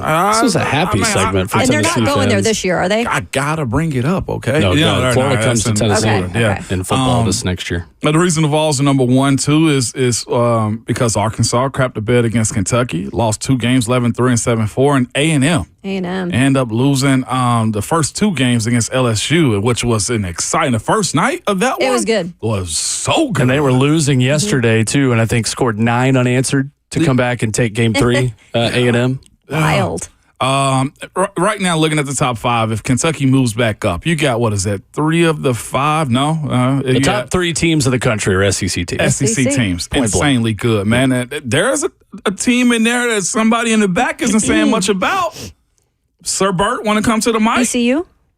Oh, what are they ranked? 5 as of last week. Oh, I had no idea. You did. Bert and I have been talking about this for like 3 straight weeks. They're in the top 5. Who would have thought? They Little old Greenville. swept South Little Florida old this week. ECU.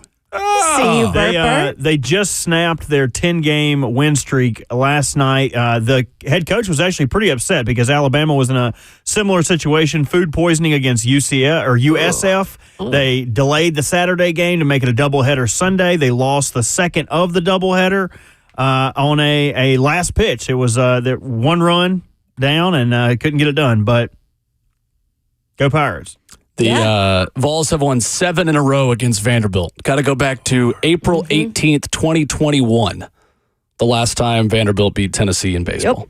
And I said, that's why I get, a little bit hesitant that this will be a good series because, again, the Vols are getting hot and they're hitting the ball. And I just feel like you got to have a consistent outing at least from one of your pitchers if you're Vanderbilt this weekend. That's been our biggest issue is the pitching for the most part. It's not necessarily like the pitching. Like they've got some solid guys, right? But it's just being able to go more than a certain amount of innings, right? Before you're bringing in the other guys. Gotcha. So, and there was the suspension with J.D. Thompson, that whole situation. There's been some injuries.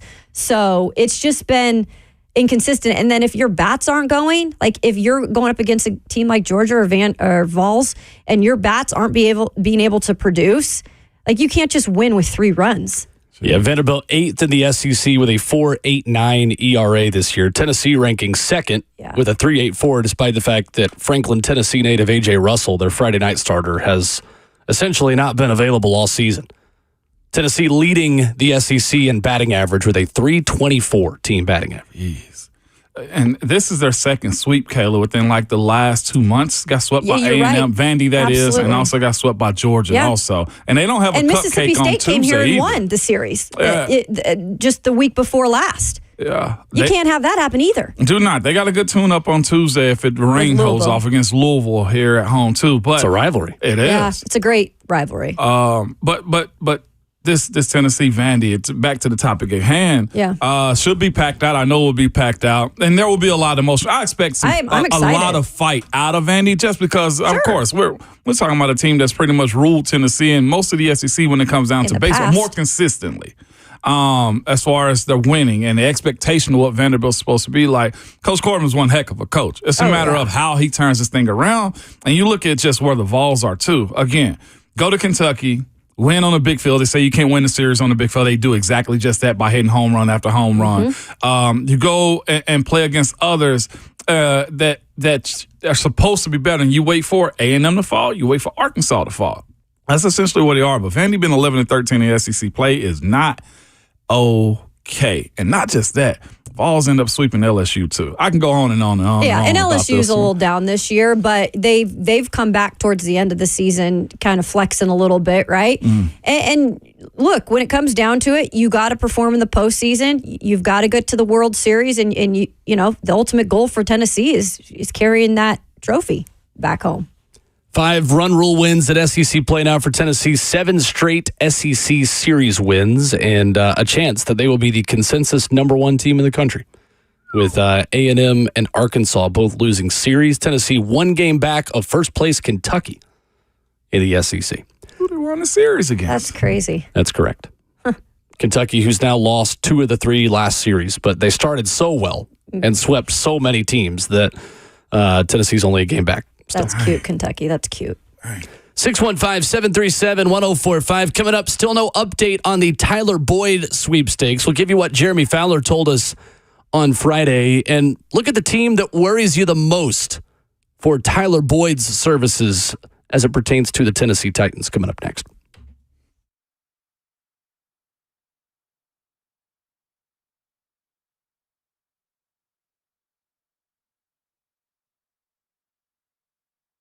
Hey, it's Kayla Anderson for the Wing Vision Institute. Maybe you're thinking about going in, checking out your eyes. You're interested in possibly getting LASIK surgery. Well, first of all, you got to be the right candidate to do that. And Wing Vision Institute will point you in the right direction. They will also point you in the right direction when it comes to taking care of your skin. Maybe you're seeing those effects of the sun that have finally come out with brown spots or just hyperpigmentation. You want some even skin. Men, this is for you too, not just women. You can go in and check out their IPL treatments, intense pulse light treatments, non-invasive, 20 to 30 minutes, then you're out the door and you're good to go. And you'll see some really great results. So you can visit them on wingvisioninstitute.com to schedule your appointment today. And I'd mentioned the eye care that they offer there. They have free online vision seminars. Those take place every Tuesday. So tomorrow at 6:45 p.m. And all you got to do is RSVP. You can schedule your free consultation and your treatment all today at wingvisioninstitute.com.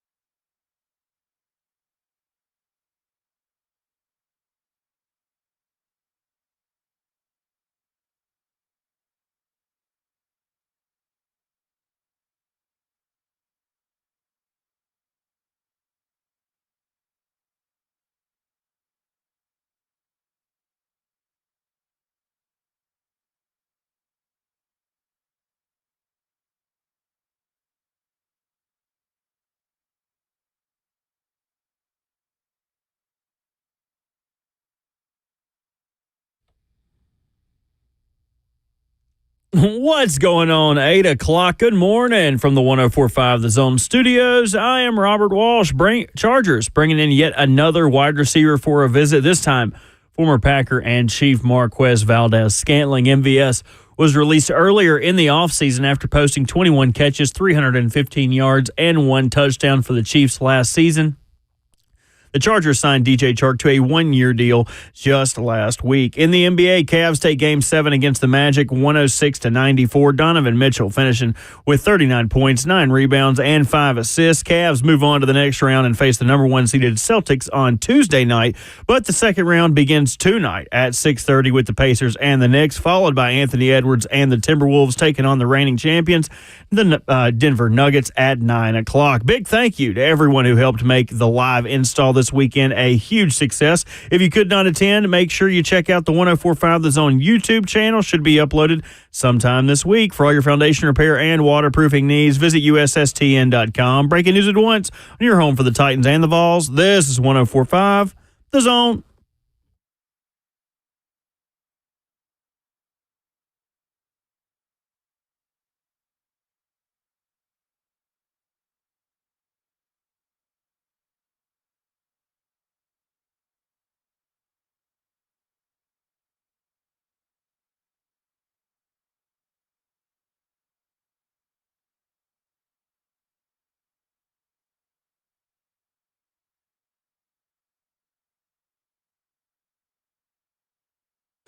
RKW, Ramon, Kayla, and Will is brewed by 8th and Roast, rolling into the second half of our Monday show. 615-737-1045 is how you join Ramon Foster, Kayla Anderson, Robert Walsh, our executive producer. My name is Will Bowling. Which team worries you the most in the Tyler Boyd sweepstakes?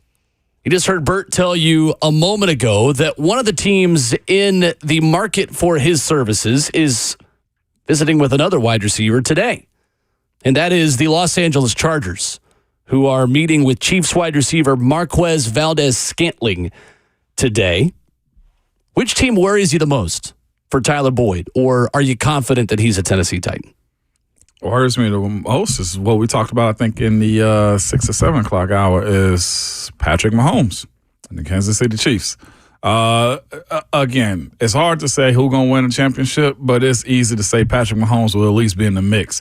And if you're a guy like him that's about to turn 30 and it comes down to, hey, I want to go win a ring, Patrick Mahomes gives you a really good shot at that. But here's the thing about it, too. The Titans found themselves in a similar situation 2 years ago with DeAndre Hopkins, right? When it came down last year, yeah. Why am I thinking he's been here for that long? Because we lost a year. Yeah. I feel like with D-Hop, you were in a similar situation to where you're battling Kansas City and Patrick, right? And truth be told, D-Hop be sitting here with a ring had he chosen there. But you were able to recruit him and pay him. Also, is the other side of that, Kansas City does have the luxury of saying, we don't have to pay you what other teams are paying you, because you'll get more exposure, you get a chance to play with Patrick Mahomes, and you got a real opportunity to win a Super Bowl ring. With that being said, if they offer D-Hop a minimum and the Titans pretty much gave him $11 million last year, I'm probably going to take the $11 million in some situations. Because after he win that ring, if it's a one-year deal, then he's probably out looking for another team and his price goes down. So I'd rather have a little bit more security if you're that type of guy and know you're going to end up being a primary receiver also. Yeah, I think he, in terms of Tyler Boyd, is kind of just seeing how much he can get, right? And Kansas City, it always worries me. Like, the Chiefs always worry me in terms of getting players because you're going to go to a team where you know you have a chance to win a Super Bowl, and that's every player's goal. Can they afford him? I mean, they could probably make it happen, and there are still question marks in terms of wide receivers there. We don't know what's going to happen with Rashee Rice. And they've got Marquise Brown, they've got Kadarius Toney, they've got obviously Xavier Worthy, who is the rookie that's going to come in, and I think he could be really good for them, really his rookie season. But it's always nice to have another piece that you can rely on who's kind of a proven presence, because that's something they didn't have last year. Consistency with their wide receivers, lack of production. I don't think they want to go chance that again. But with saying all of that, I'm pretty confident that the Tennessee Titans will get Tyler Boyd. And I'm saying that just because I think when it comes down to it, you would think he'd want to go to a place where he wants or needs familiarity at this point. Maybe he wants a change. I don't know, but I would think you'd want some familiarity. And you have that in Brian Callahan. By all accounts, it looks like they have a great relationship. Hey, you're coming here. You know what your role will be as that third guy. And if he's okay with it, then he's got two other veterans he's working with who know how to do their jobs as well. And so I just think it's the best landing spot for a guy like him. But again, we don't know Tyler Boyd and what he's thinking right now. I feel like it's pretty comical that Ramon would deflect like that, knowing that he knows where the biggest issue could arise with Tyler Boyd. Is that it could be the Pittsburgh Steelers. You want to talk about familiarity? If you play in the AFC North long enough, you can breed your own kind of hate for your own team even.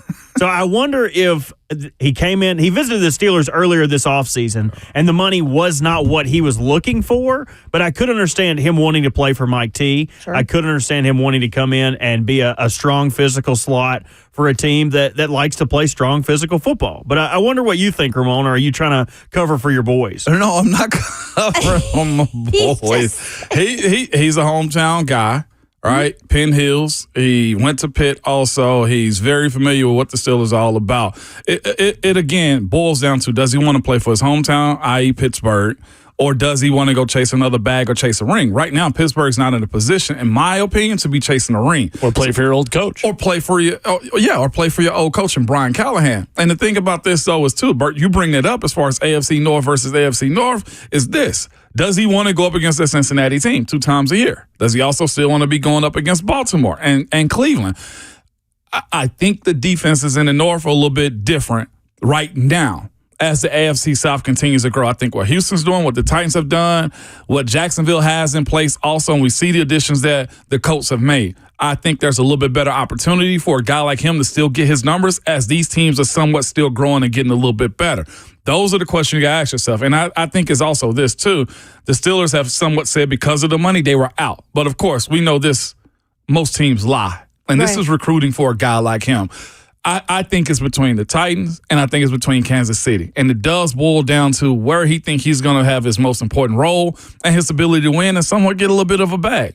All of that plays into a factor in this. I wasn't ducking, Bert. I wasn't ducking on that one. Well, and look, this is fair to say if that comes into play in the Pittsburgh Steelers, and, you know, we haven't heard a ton about the interest right now, what type of quarterback maybe does he want throwing to him? Does he want the more proven guys in a Russell Wilson that's now there? And I know that people have their takes, including me, about Russell Wilson, but he's still the more proven quarterback. Or does he want a guy like Will Levis who maybe he doesn't know exactly what he's getting out of him? He's seen some good things. How is Callahan and staff selling Will Levis to a guy like Tyler Boyd, where he knows and feels comfortable that he's going to get his? And then what beats it all is Kansas City. Yeah. I mean, how do you not go there? I think if you're the Titans, are making the argument that if you come here, at least you know who your quarterback's going to be. Because in Pittsburgh, it could be Russell Wilson or it could be Justin Fields. It could at any point in time this season. I think that's a knock in the Titans' favor against Pittsburgh in that recruitment, honestly. I thought he should have signed with the Titans last week before leaving town. And, of course, you can't just make a very important decision at the drop of a dime like that. I'm sure the negotiations of it, chemistry, and right now as a vet, he doesn't have to sign right now. As far as just rookie pay that's got to be handed out, they'll have enough cap to sign a guy like Tyler Boyd. How far do you want to go with this thing? When we talked to Jeremy Fowler of ESPN on Friday, he also agreed that it would have made the most sense for Tyler Boyd to go ahead and sign with the Titans while he was here in the middle of last week. And Jeremy Fowler also gave us more background on other interested teams.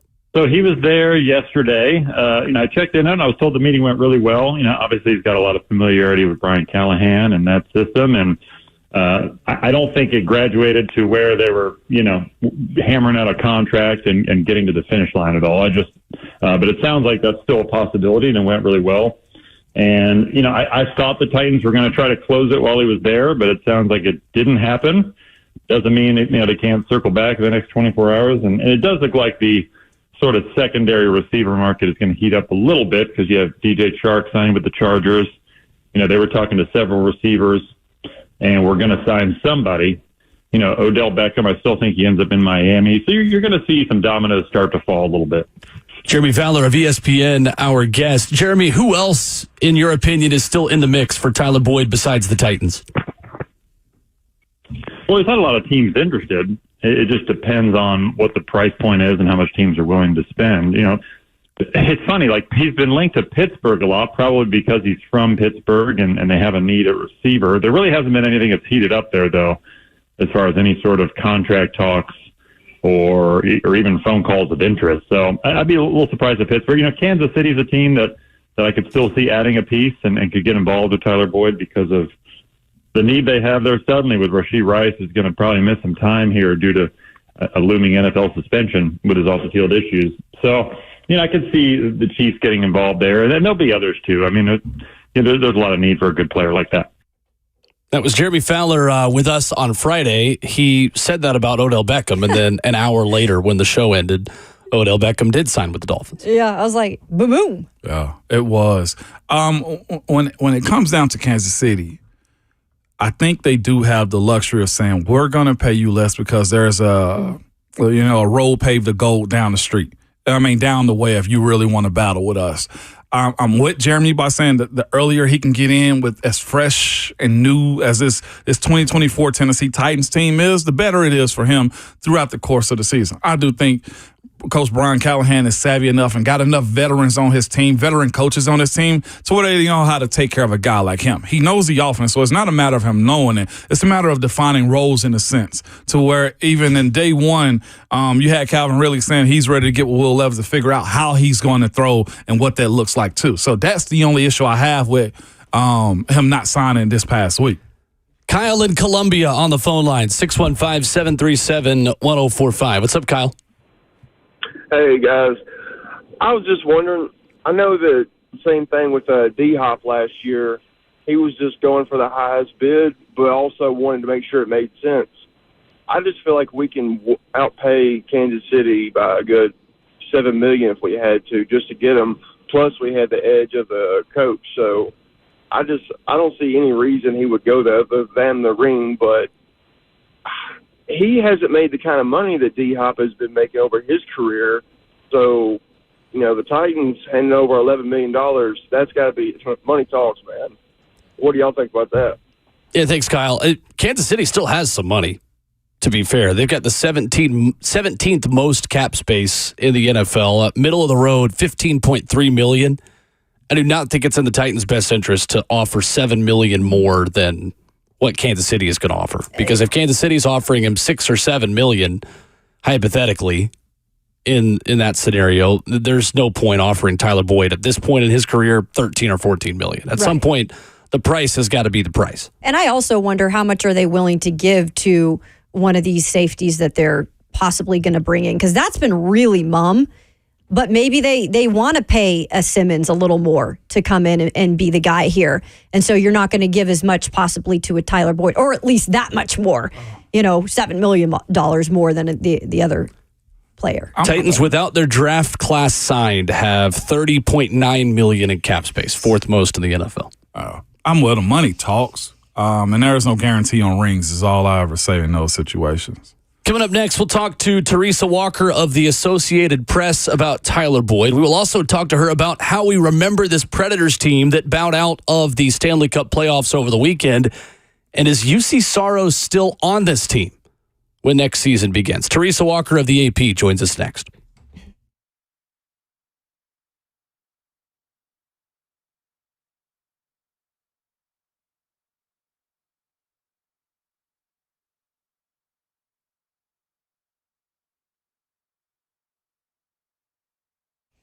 Hey, it is the absolute worst time of the year to be dealing with joint pain. None of us want to deal with that at any point of the year. Let's just be serious. Well, you can't do, though, the stuff that you love to do outside because we are about to hit the summer months.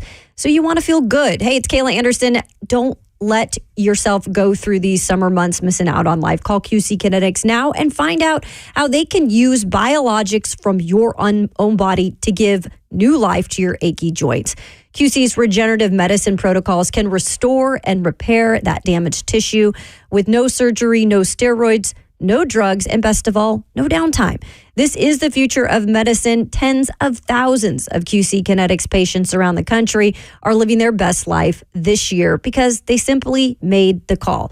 And QC medical professionals, I should say, are under the direction of Dr. Mitchell Scheinkup. He was actually an orthopedic surgeon who became a true pioneer in regenerative medicine, and he knew there had to be a better way, and it is QC Kinetics. So for a free consultation, you can dial 615-249-4024. That's 615-249-4024.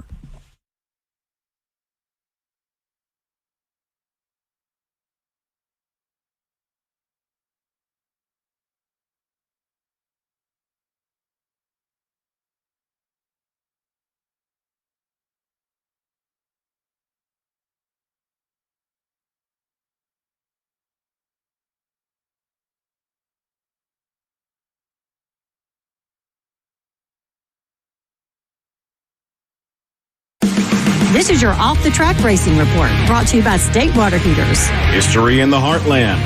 In what was the closest finish in NASCAR Cup Series history, Kyle Larson defeated Chris Buescher by roughly 1 inch or 1/1000th of a second to win Sunday's Advent Health 400 at Kansas Speedway. Buescher led the restart of a 2-lap shootout, while Larson pulled even on the backstretch. The cars banged doors twice approaching the finish line, as Larson surged just ahead for the win. For Larson, it was his second win of the season, his second at Kansas, and the 25th of his Cup career. He also maintained his lead atop the driver standings. The series heads to Darlington for the Goodyear 400 this Sunday with a 2 p.m. Central broadcast start on FS1. Meanwhile, Formula One competed in the U.S. yesterday as Lando Norris earned his first F1 victory by winning the Miami Grand Prix, ending Max Verstappen's reign at the track. This has been your Off the Track Racing Report, brought to you by State Water Heaters. I'm Liz Allison. If there's anything that I don't like, it's not having enough hot water. That was me way too often until I switched to a State brand tankless water heater. Not only do I never run out of hot water, but I'm saving on my utility bill every month. State Water Heaters makes gas and electric, standard efficiency to high efficiency water heaters, and of course, my personal favorite, tankless water heaters, where the hot water never runs out. Visit statewaterheaters.com and click on the Find a Local Installer link on the main page, and you'll be on your way to owning your very own State brand water heater, just like me.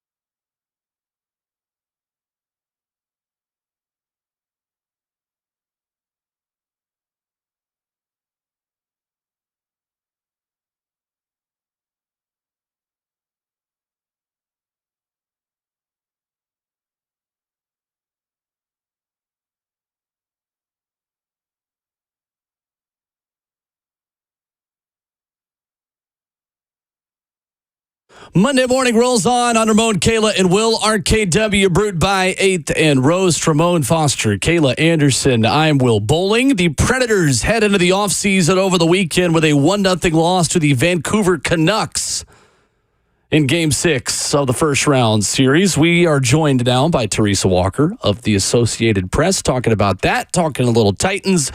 We can always hit it all with Teresa. What's up, T? How are you?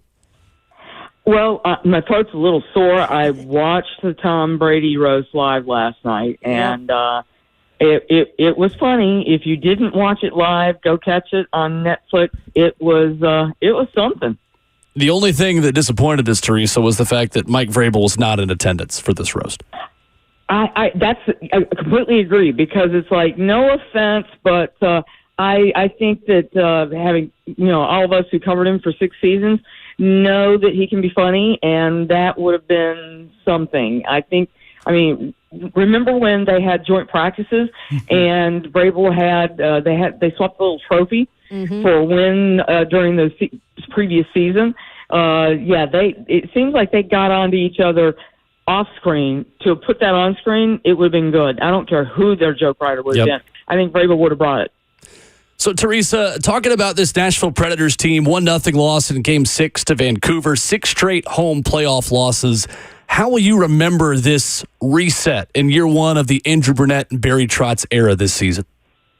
I think they overachieved. That loss, yes, it hurt on Friday night, but we're talking about a series that was literally about as even as you could get, and I think the final difference in goals was 13-12. A little similar to the Dallas-Vegas series, where they literally scored 16 goals apiece going 7 games. I thought that the most, it'd be overachieving, or maybe the most they could achieve was to get in the playoffs and win a game or 2. They did that. Now, the disappointing part is that, they've got to find a way to win home playoff games, win at home better. They were great on the road this year. So, but for a first year with the reset and this retool, whatever you want to use, this was closer to a rebuild, and they still made it into the postseason. So as the one wild card. So I think that they did a tremendous job. And yes, there's going to be coulda, shoulda, wouldas, and the power play, which Andrew Brunette is good at. It doesn't matter who the coach is. That's something that continues to be a postseason problem. But work on it, make some more roster changes. I can't wait to see what Barry Trotz does this summer.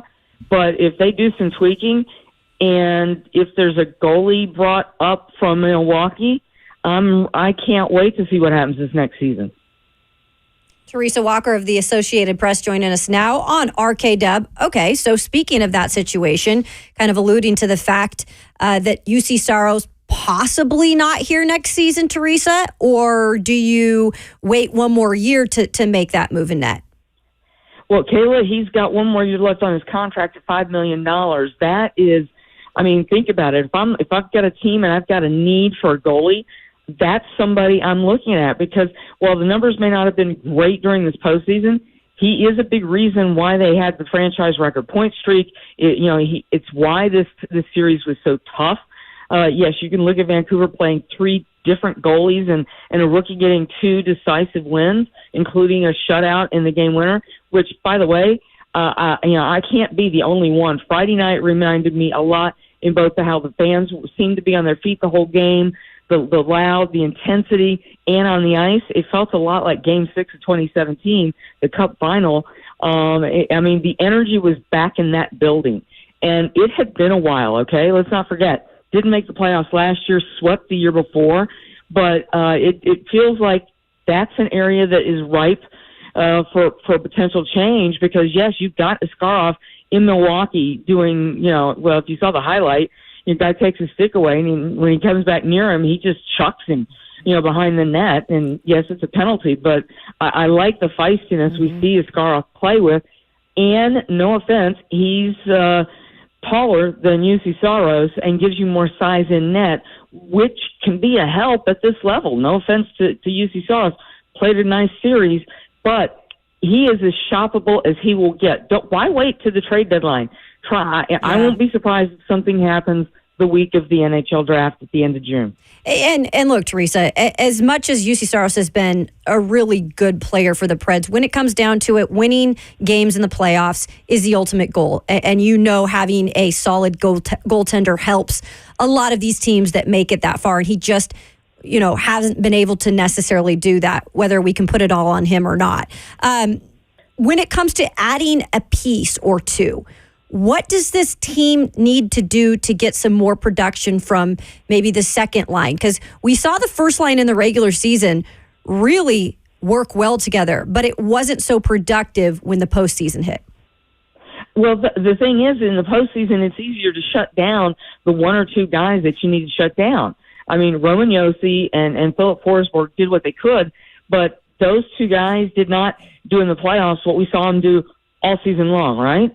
I mean, Philip Forsberg, a career year. Roman Josi, another Norris Trophy finalist. But we didn't see depth scoring, and that's the thing. You've got to find some more. Zucker and Bavilier. I know that there's some people that are dogging them, but they produced in this playoff series, which is why you go and get somebody at the trade deadline, is to help you get in the playoffs and do something. But the problem is there's too many young guys did not come through. So maybe you can tweak a little bit, build that second and third line a little bit more. And yes, more experience, more playing time will certainly help.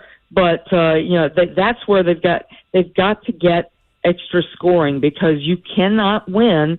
The opponent will find a way to slow down your best guys. So you have to have a couple more of those guys who can put the puck in the net for you if you want to advance to the second round. It's just that simple. Teresa Walker, the Associated Press, with us this morning, talking Preds. Teresa, when it comes down to the power plays that they've had, and I saw Alex Daugherty tweet this out too, since the 2020-21 season, they've only scored 8 power plays. That's 8 for 61 and 16 playoff games. What's the issues there on completing, just getting goals and taking advantage of them being short? Ramon, if I had that answer, Barry Trotz might want to hire me. It's a problem that has spanned coaches, players. And Andrew Brunette, this is something that, they were good on the man advantage during the season, but when they get to the postseason, it just, it becomes the same thing. They're skating around, a lot of skating, a lot of passing from the outside, and not crashing the net, not trying to get into, there's a reason it's called the hard area, okay? Now, in this series, the Canucks defensemen did a great job of keeping them out of that, out of the slot. And that overtime winner in Game 4, guess where it came from? Right in front, while the defensemen are over somewhere else, allowing somebody to get in front of your goalie. And, opposing teams just keep them out of that hard area. And it's bizarre in that it has spanned different coaches, different opponents. It's been the one thing you can count on for the Predators in the postseason, and it's got to get better, because you have to be able to score. Now, Vancouver also 0 in the power play at home, but they won a playoff game in Nashville. In fact, they won all 3 playoff games in Nashville, because when they did get a man advantage, they were able to take advantage of it. Teresa, start of the week, we also have an in-state series with the Vols and Vanderbilt this weekend. How do you see this matchup evolving over the years as of late? It should be a dicey one no matter what on the West End this weekend. Oh, it should be really good. When the rankings start coming out later this morning, the Vols easily could be number 1. A year ago, they came into Nashville and, kind of got themselves going in that series. And right now, Vanderbilt's coming off of a series loss, and they are the team looking for some mojo. They lost a player to an orbital fracture, within the last week and a half. That can take you a second to retool, but you have home field. It should be fun. I'm glad I don't cover college baseball, because, the construction zone is real over at Vanderbilt. Yes, so if you're a Vol fan going and are getting into that series, take your time, find your way in. The construction zone is real and around the baseball stadium. So be patient, but boy, there could be some fireworks. Especially Tennessee has been hitting homers left and right this season, they very well could do some more of those on this weekend series. Teresa Walker is our guest, Associated Press writer at Teresa M. Walker, where you follow her on Twitter. Teresa, talking about this Titans team and their pursuit of Bengals wide receiver Tyler Boyd, what is the biggest need left for you on this Titans roster this offseason? That's a great question. They've gotten some experience on that offensive line. I'd like to still see another safety. For sure, and goodness knows there's still some experienced veteran safeties available on the market. But the thing, when Tyler Boyd left without a deal, it just makes me wonder, and Ramon can probably speak to this, if you're an experienced guy, maybe you pull what D-Hop did. DeAndre Hopkins signed right before training camp last July and had a really good season. Do you really, and if you're a Tyler Boyd who came and visited and left without a deal, he certainly knows Brian Callahan, knows the system and some of the stuff that he would want to be doing. Maybe you just try to avoid some of the off-season program as much as you can before you sign a deal. But wide receiver, I still want to see more depth there because, I'm sorry, Calvin Ridley is a great addition, but, if you're going to run a modern offense, which is what we expect with Brian Callahan, they need more depth at wide receiver because why? We don't know what Traylon Burks can truly do, and I want to see them get somebody else at receiver. Yeah, we also talked, Teresa Walker, the AP obviously joined us this morning. We also talked about the pass rush, and in terms of that edge position, a little surprised maybe that they haven't maybe added anybody there, or do you feel like the secondary is a little bit more balanced out now that you can, rely on some of the depth pieces in terms of development up front? Well, I think they're looking to see what those guys develop as, and I won't be surprised if they add another edge rusher, just because you can't have too many. But this is the third season for Shad Weaver. He needs to show what he can do moving into this season. Can he be a guy who is rotating in and somebody that they can truly pull into the mix a little bit more? But let's face it, Harold Landry came back and didn't miss a beat last year. Arden Key is back, and I'm really curious to see what Devondre Sweat and Jeffrey Simmons can do in the middle. And you're right, the secondary has been completely, essentially remade with the addition of Chido Awuzie and L'Jarius Sneed, and then with what they did in the draft. Because of Elijah Molden's injury history, that's why I still put safety and wide receiver ahead of edge rusher. Won't be surprised, though, if they add one. May not be somebody we know very well. Teresa, when it comes down to, you've seen a couple of different coaches changes here. Does this one feel any more different than the others? Is there a little bit more optimism because it's more offensive than you've seen in years past with this coaching change and restructuring of this team? Well, I remember some optimism when some guy named Ken Wisenhunt was hired because, remember, he was he'd been an offensive coordinator. He had been in the Super Bowl as a head coach with Arizona. So I've seen some optimism. I'm going to need to see it. The thing that makes me more optimistic is the fact of who they've got on offense. Tony Pollard, the addition of him, Tyjae Spears, having seen him as a rookie, Calvin Ridley, DeAndre Hopkins having done it here, and yes, Will Levis having a year under his belt in the remaking of that offensive line. So I do think there's probably more enthusiasm, expectations, and there should be. I mean, look in this division. Who went from worst to first in 1 year?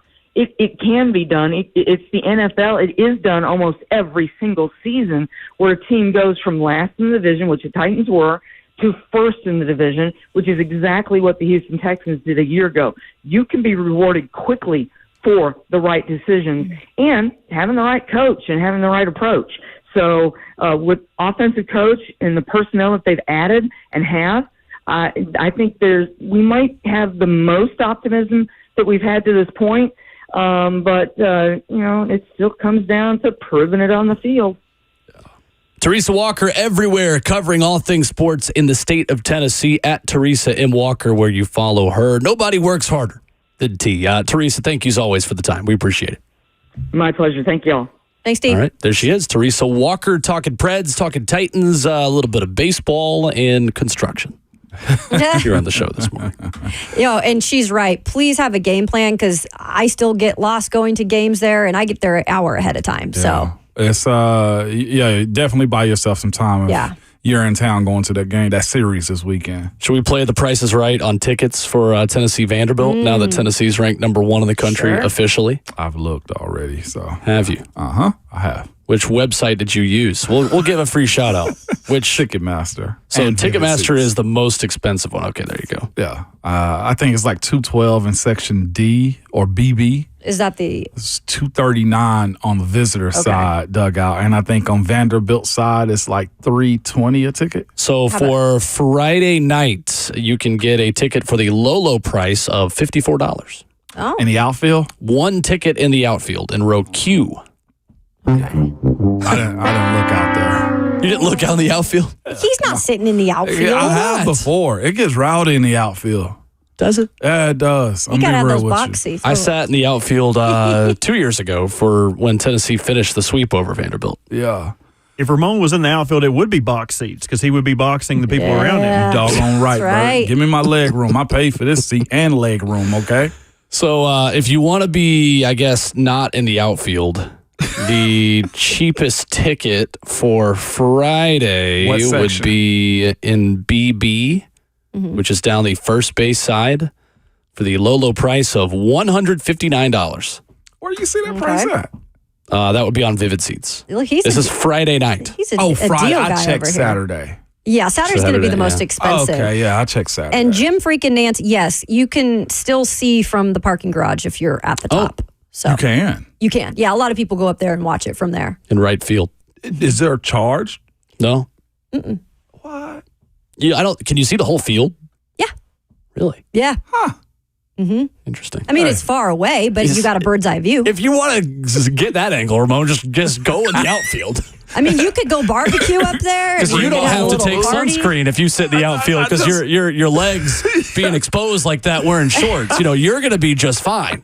Not all of us can sit in the outfield and not get sizzled a little bit. Yeah, and that's why I don't want to sit in the outfield is you will get cooked out there. And then Well- there's a trek all the way to the concession stand to buy something to cool off And with. at that point, you're not paying to get whistled at and have your eardrums burst, And then there's that. which is a positive. I don't know if the whistle carries.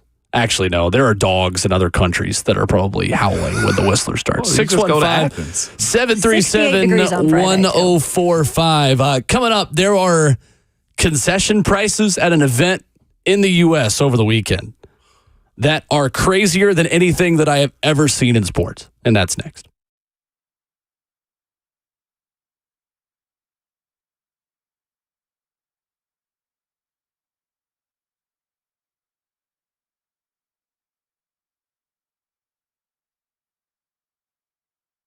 It's Ramon Foster for Two Rivers Ford.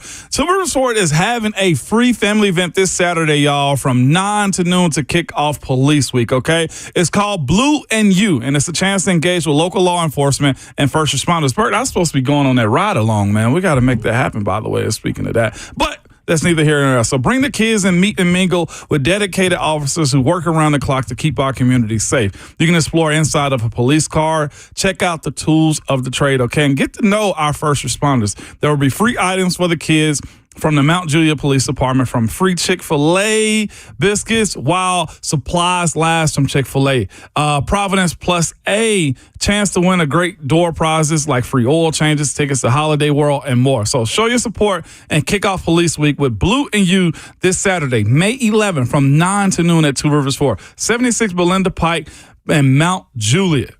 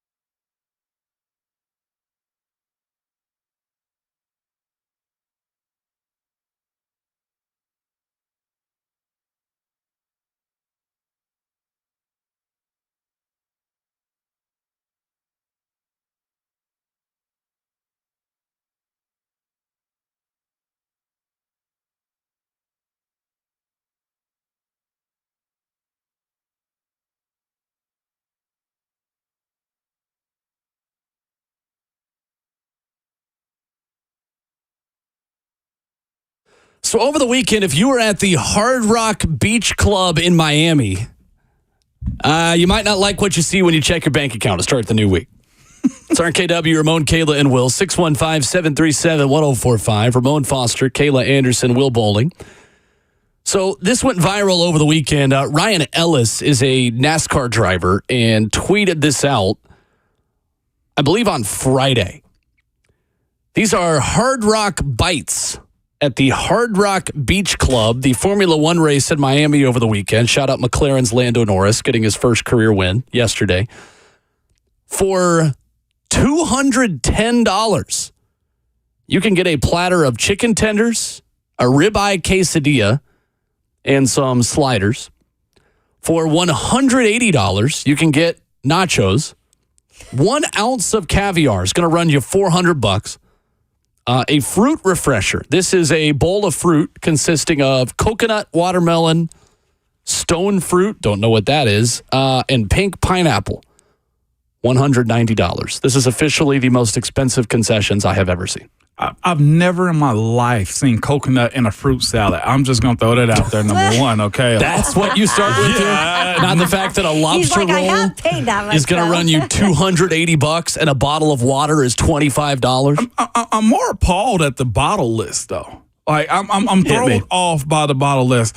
I told you this one earlier, but a bottle of Crown Royal, like I've seen Crown Royal. I think you got some around the crib. Crown Royal Peach is cool. I'm the great and summer this is drink. the basic your standard Crown. basic Crown that you see in airplane bottles at your favorite SEC football stadium. $560. See, that doesn't surprise me as much as the food does. Because if you go somewhere like where cabanas are, or like Vegas, like, okay, so Stadium Swim, for example, I looked up their menu, the new Circa rooftop pool experience. So Crown Royal there is $525. So you're paying the premium. It's like you're stuck in the zoo or Disney World. You have to pay their prices. Stuck at the zoo or Disney World. So can we all like agree to like wings? Like everybody does wing. Like we can get 100 wings for how much, y'all? About what?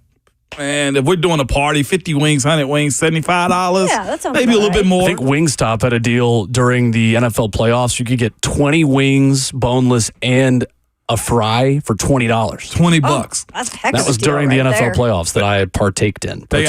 Classic wings, lemon pepper, Thai chili dips that come with it, and some kind of dipping sauce. This is just a wing board, probably 12.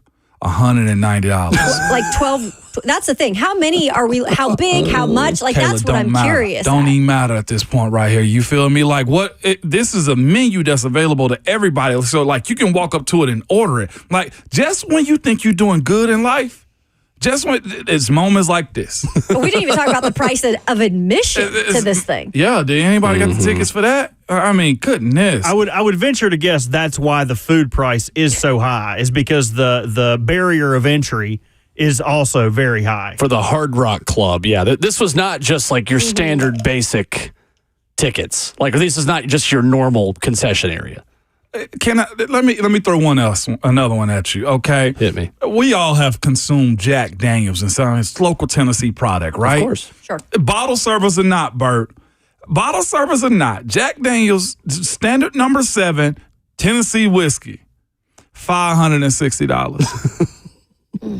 You can miss me, Bert, with all this. Hey, you're in the zoo, so you got to pay the price. If you ever see me paying $560 for a standard bottle of Jack Daniels, you tell me, Ramon, you take your butt home, okay? So the Paddock Club tickets for the Miami Grand Prix cost over $10,000. See, I agree with you, Ramon, that that is ridiculously priced. And then when you go to cabanas and stuff, there's always a minimum you have to spend. So that's why it's also very high when you go places like that, because it's like they have to hit this minimum anyway. We might as well charge them $500 for the thing. But I agree with you in this instance, it is very high. Also, another fun fact for you guys, stone fruits. You were asking what a stone fruit is. Yeah. That's anything with a pit. That is a peach, a plum. Okay. Those are stone fruits. Interesting. Those are some of my favorite kind of fruits. The too, more you know, actually. mango, anything. I've been a stone fruit guy my whole life. I never even knew it. Don't you dare try to fancify something with me by telling me a name that we don't call it. You can't call a peach a stone fruit if we don't call it as a society a stone fruit, okay?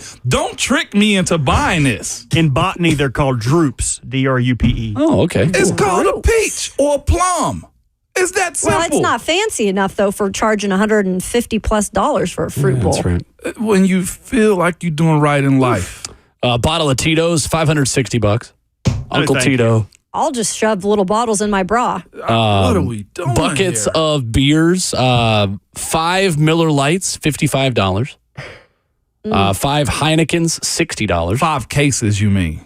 No, that would be Bottles. 5 bottles of Miller Lights. 16 ounces of Miller 40. Lights. Better drink every drop. Not 40s. You better eat the bottle. All right? I'm We're taking not it home to having Drink the recycle. damn bottle. Edward 40 Hands competition in this. Yeah. Water being $25 is crazy. All right, bottle? buckets of water. So $25 for 5 bottles of water. That's not terrible, but it's still not great. I'm going to be like SpongeBob when he's in Sandy's dome. I'm going to be thirsty. Boy, I ain't drinking nothing. Straight up. I say you bring your bigger friends, right? You know, like the catfish, you strap on all the little airplane shooters. It's okay to, in some situations, just call yourself a broke boy. I'm a broke boy in this situation right here, okay? Like, we Not can worth make it. We could go have a good time, but I ain't gonna like that credit card bill on Monday. Jameson on YouTube says, y'all should call Buck for his opinion on this. This is his kind of world. It's a good point. It's true. We And should have he was called just him, in man. Miami a few weeks ago. 615-737-1045. How you jump in? Is UC Saros going to be a Nashville Predator next year, or did he just play his last game in Predators Gold over the weekend? We'll give you our thoughts on that next.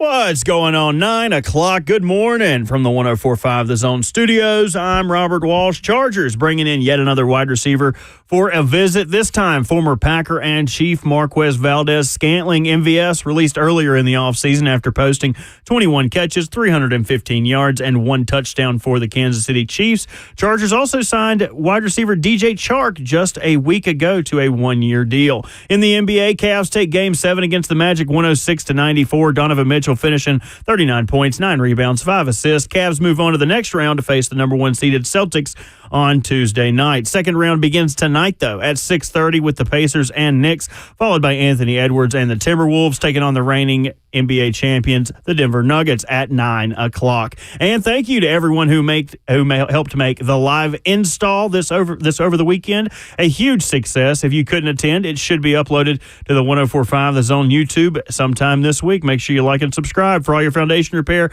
and waterproofing needs. Visit USSTN.com. Breaking news at once on your home for the Titans and the Vols. This is 104.5 The Zone.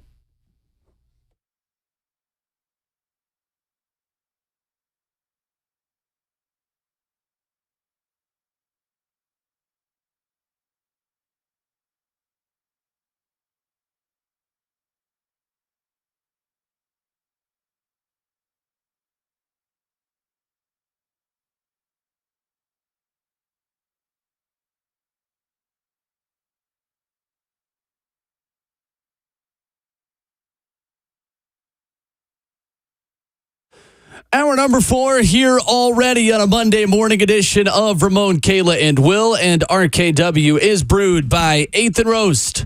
615-737-1045 is how you join us on the phone lines. You can stream the show on the 104.5 The Zone app, as well as 104.5 The Zone TV, where you see our beautiful and smiling faces for radio on Facebook Live, YouTube, Twitter, or Twitch. Twitch, please. Ramon Foster, Kayla Anderson, Robert Walsh beating Ramon to the punch as always. My name is Will Bowling. Coming up in 15 minutes, Matt Harmon, football writer, wide receiver evaluator for the Reception Perception. Does a great job writing about the NFL. He will join us at 9:20. Predators fall in Game 6 to the Vancouver Canucks over the weekend. Did UC Saros play his final game as a Nashville Predator? This is what Teresa Walker of the AP had to tell us this morning. He's got one more year left on his contract at $5 million. That is, I mean, think about it. If I've got a team and I've got a need for a goalie, that's somebody I'm looking at, because while the numbers may not have been great during this postseason, he is a big reason why they had the franchise record point streak. It's why this series was so tough. Yes, you can look at Vancouver playing 3 different goalies and a rookie getting 2 decisive wins, including a shutout in the game winner, which, by the way, I can't be the only one. Friday night reminded me a lot in both how the fans seemed to be on their feet the whole game, the loud, the intensity, and on the ice. It felt a lot like Game 6 of 2017, the Cup final. The energy was back in that building. And it had been a while, okay? Let's not forget. Didn't make the playoffs last year, swept the year before. But it feels like that's an area that is ripe for potential change, because, yes, you've got Askarov in Milwaukee doing, if you saw the highlight, your guy takes his stick away, and when he comes back near him, he just chucks him, behind the net. And yes, it's a penalty, but I like the feistiness we see Askarov play with. And no offense, he's taller than UC Saros and gives you more size in net, which can be a help at this level. No offense to UC Saros, played a nice series, but he is as shoppable as he will get. Why wait to the trade deadline? Try. Yeah. I won't be surprised if something happens the week of the NHL draft at the end of June. Kayla, do you think UC Saros played his final game as a Predator on Friday night? I think he might have. I think Teresa made some really good points there. I want to start with just the fact that they were talking about trading him at the trade deadline. Let's start there, because this isn't out of the blue that he could possibly be on the move. Yeah. They started that talk when things were not going well, and there was little chance that they were going to turn it around, and then obviously they went on the streak. So this is something that was in Barry Trotz's mind. I spoke earlier about why I love Barry Trotz. running things is because he's kind of a guy who is not going to wait to pull the trigger. And I think for so long, this Predators team kept the core together and everything was falling apart slowly but surely.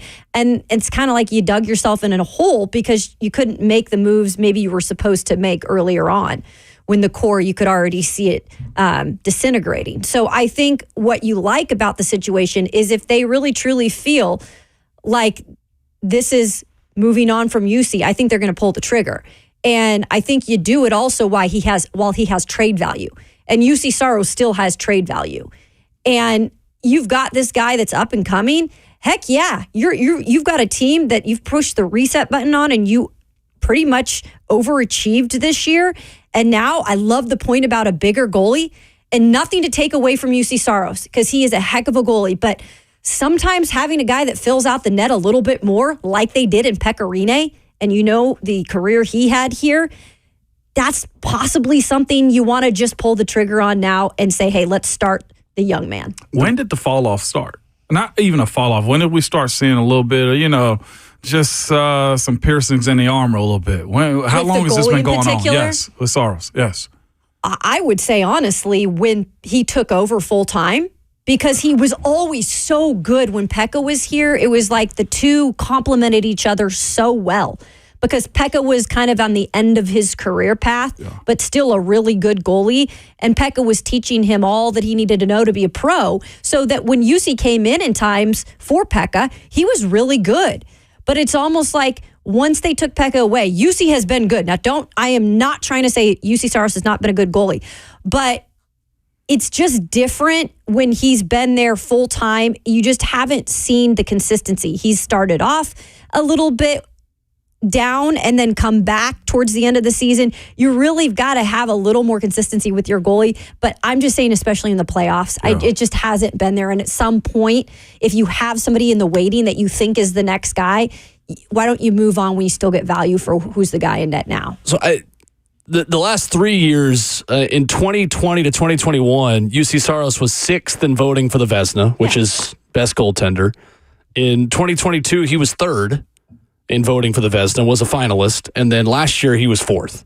Yep, but he turns it on at certain points of the season. Sure.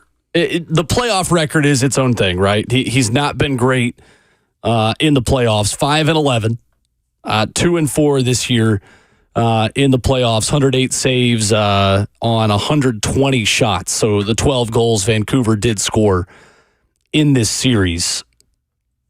Is there an argument to be made that you give him a short extension and bring up Yaroslav Askarov, the guy we keep talking about, a top 10 pick by the Predators a couple of years ago, who's still only 21? Is there an argument for him coming up and being UC Saros' number 2? You give UC Saros a 2-year deal to tack on to the 1 year he has left, and if things go south, then you deal UC Saros at the trade deadline. Absolutely.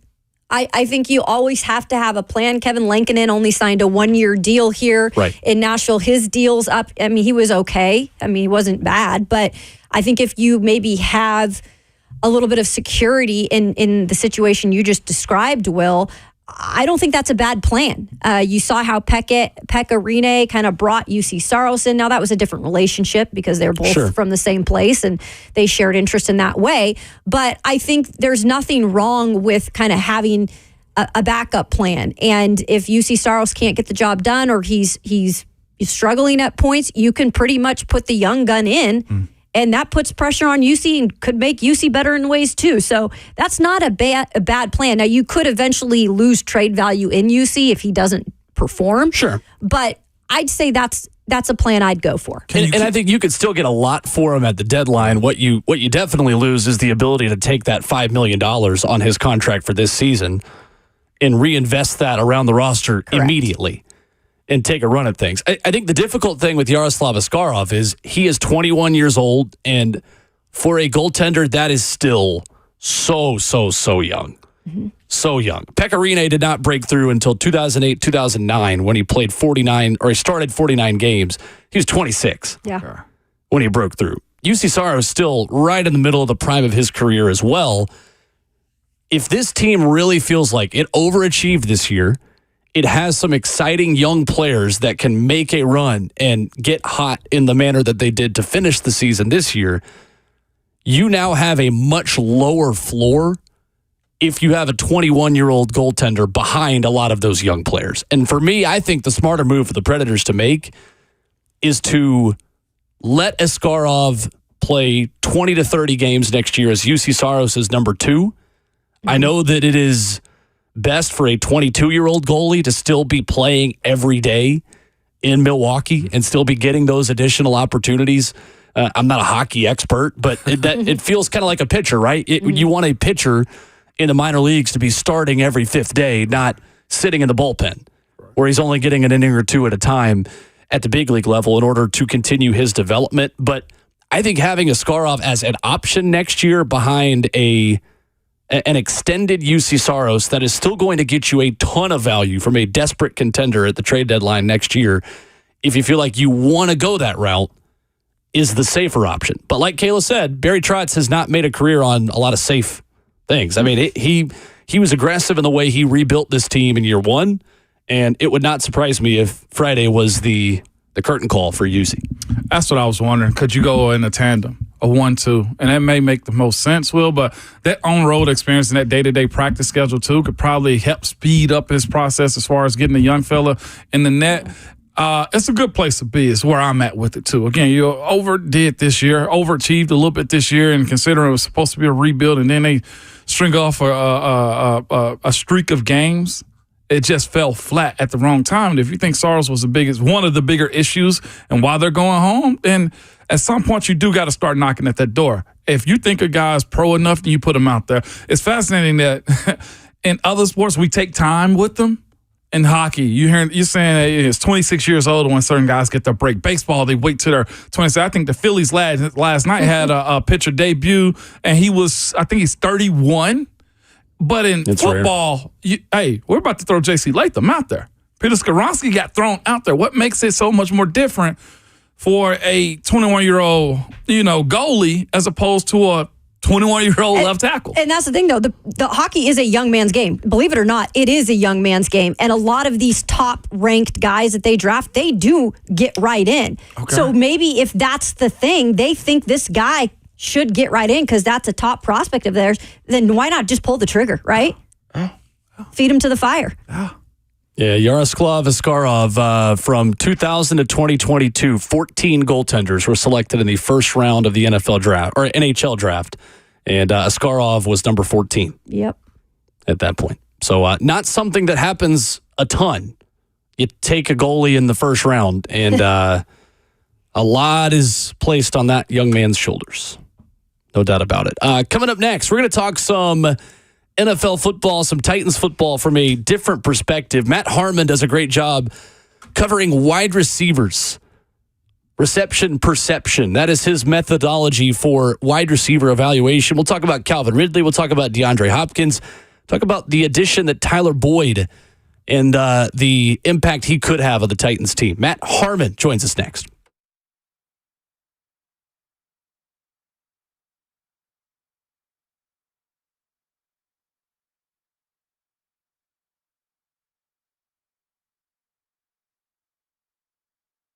It's Ramon Foster for Secure Lawn. And hear me out, y'all. They want to focus on providing a prime service to their existing customers and more, okay? And you're probably asking, what does prime mean to their team and to you? Well, it means having their team members properly trained and prepared to provide a prime service, supplying the customers with the expectations that will make them lifelong customers. They are local, been servicing Middle Tennessee for over 20 years. And I'll tell you this, too, do not plan to and will not sell to a major franchise. Another thing is they're punctual, and you sign no contracts. If you like them, you keep them. If you don't, you tell them, look, I'm good. I'll go another place, and they have no problem with that, but I promise you they will try to make it as best they possibly can. So as this weather starts to change, and it already has started to, get Secure Lawn over to your house and spray some of their awesome sauce on your lawn to kill some of those pesky weeds. So call them today at 615-893-8455 or go to securelawn.com.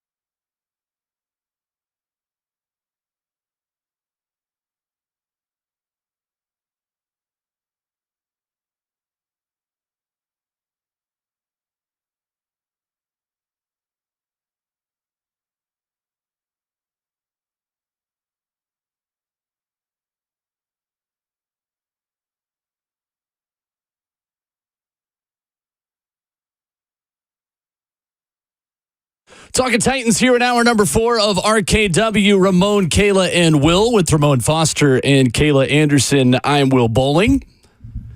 Talking some wide receivers, and we go straight to the source, to the expert. Football writer and analyst for Yahoo, creator of Reception Perception. This guy knows receivers, that is for sure. He is Matt Harmon, who joins us right now on the phones. What's up, Matt? How are you? Hey, appreciate you guys having me. Yeah, listen, I don't know everything about receivers. Experts always like a tough word, but I will say this: I would challenge basically anybody else that's watched this to say they've watched as many routes as I have the last 10 years and charted as much data on the position. That's for sure. So I look forward to talking with you guys today. The Titans specifically are a very interesting wide receiver core to talk about right now. Hey, talk your stuff then, Matt. I know, Matt. This is your first time on with us, Matt. One thing you know about us: if you are on our show, we're going to gas you up. That is what we do here on this radio program. Hey, I appreciate it. No, look, thank you guys, and I appreciate you for having me. So, yeah, I'm looking forward to it. Yeah. Well, Matt, let's start with the big addition. How good of a fit is Calvin Ridley in the Brian Callahan offense here in Nashville? Yeah, look, the reality with the contract is what it is, right, in terms of what they paid him and people's reaction to that. Anytime somebody gets paid more than what they were, the general public was expecting them to get on the open market, there's always going to be a reaction or, maybe an overreaction if you want to go that way. But for me, like looking at this Titans receiver room prior to the addition of Calvin Ridley, I still think DeAndre Hopkins is a very good player. I think he's an awesome option to have out there as your X receiver, a guy that's going to line up on the line of scrimmage and win against press man coverage. I've always thought his separation ability was a little underrated during his peak. But obviously that's not the strength of his game. It's certainly not the strength of his game right now at this point in his career. But like I said, still a very good option to have as your number one outside X receiver. But the rest of the core, the rest of the room there in Tennessee since A.J. Brown has left, the thing that they've lacked is separation. They've lacked a guy who's going to consistently get open on difficult routes, on routes like down the field, and just be a high percentage target for any of these quarterbacks the last few years. That's what Calvin Ridley does really well. And what's exciting about the addition here in Tennessee is like I mentioned, that Hopkins is there as that X receiver. That allows you to move Calvin Ridley across the formation because, like, I would say that Calvin Ridley was not at his best with the Jacksonville Jaguars last year, which is understandable, right? He spent a year and a half away from football. That's just a lot of time to make up just not being in a building. He's still a very good player, but the thing that was most troubling for me watching in Jacksonville last year was just way too static of deployment in Press Taylor's offense. You saw this guy in his reception perception sample, which is 8 games where I chart every single route, every single snap that they take in that 8 games. 78.8% of his sampled snaps were on the line of scrimmage. Again, that like static X receiver, and 81.8% were outside. So I think that caused issues for Ridley because he was consistently running against press. He was running a lot of like 9 routes and comeback routes and curl routes. These pretty low percentage routes. But you look at like the rest of his route chart, he's getting a lot of separation on dig routes, on slant routes, on post routes. I think now that he can line up off the ball and be moved around in Tennessee, I think that's going to bring out the best in Calvin Ridley in Tennessee as compared to what you saw in Jacksonville last year. Matt Harmon of Yahoo and Reception Perception with us this morning discussing wide receivers, specifically right now Calvin Ridley. The other part, Matt, is this when it comes down to D-Hop and Calvin Ridley, and Mike Evans is getting up there too, Odell Beckham, who just signed again. Have you seen a shift in age as it pertains to the production of guys? When you hit 3-0 or close to 3-0, everybody wants to start knocking at your door and having a Grim Reaper outside. How has the explosion of those guys been as of late? Man, it's a great question. And I say this, I've been doing reception perception and charting receivers and route running and at the pro level and the college level for 10 years now, for a decade. And I would say over those 10 years, the one thing that I've learned to be cautious about projecting, or I would say even the thing I have at least confidence in projecting, is the age cliff for receivers, because man, it just varies so widely player to player. I would love to come on here and say, when guys get to this age, this is when the cliff hits. But it just doesn't work like that at this position. With running back, I think it's a little easier to, although there's always going to be outliers. The Tennessee Titans know this with a guy like Derrick Henry, just a pure outlier, right? But with receivers, it's really tough because there have been, I could go through examples across the course of 10 years where guys are just very different, right? Like I think about a guy like Des Bryant, where in the 2017 season, the 2017 season, his reception perception results just fell off a cliff. I mean, went from a guy that was over 70% success rate versus man to down near about 50%. Like, that's a cataclysmic drop. And obviously, Dez was released by the Cowboys that offseason. He didn't sign with the team until November. He signed with the Saints, and then he tore his Achilles. And of course, like, his career just kind of fizzled out at that point. But sometimes it happens like that. Other times there are these more dramatic drop-offs. 2 examples in recent years. Keenan Allen. Like, Keenan Allen had a great season production-wise last year, but he has seen like a small decrease in his success rate versus man and press coverage over the last, I would say, 3 seasons. From like when in 2014 to 2020, he was up there with the elite receivers in terms of his ability to get open at all 3 levels.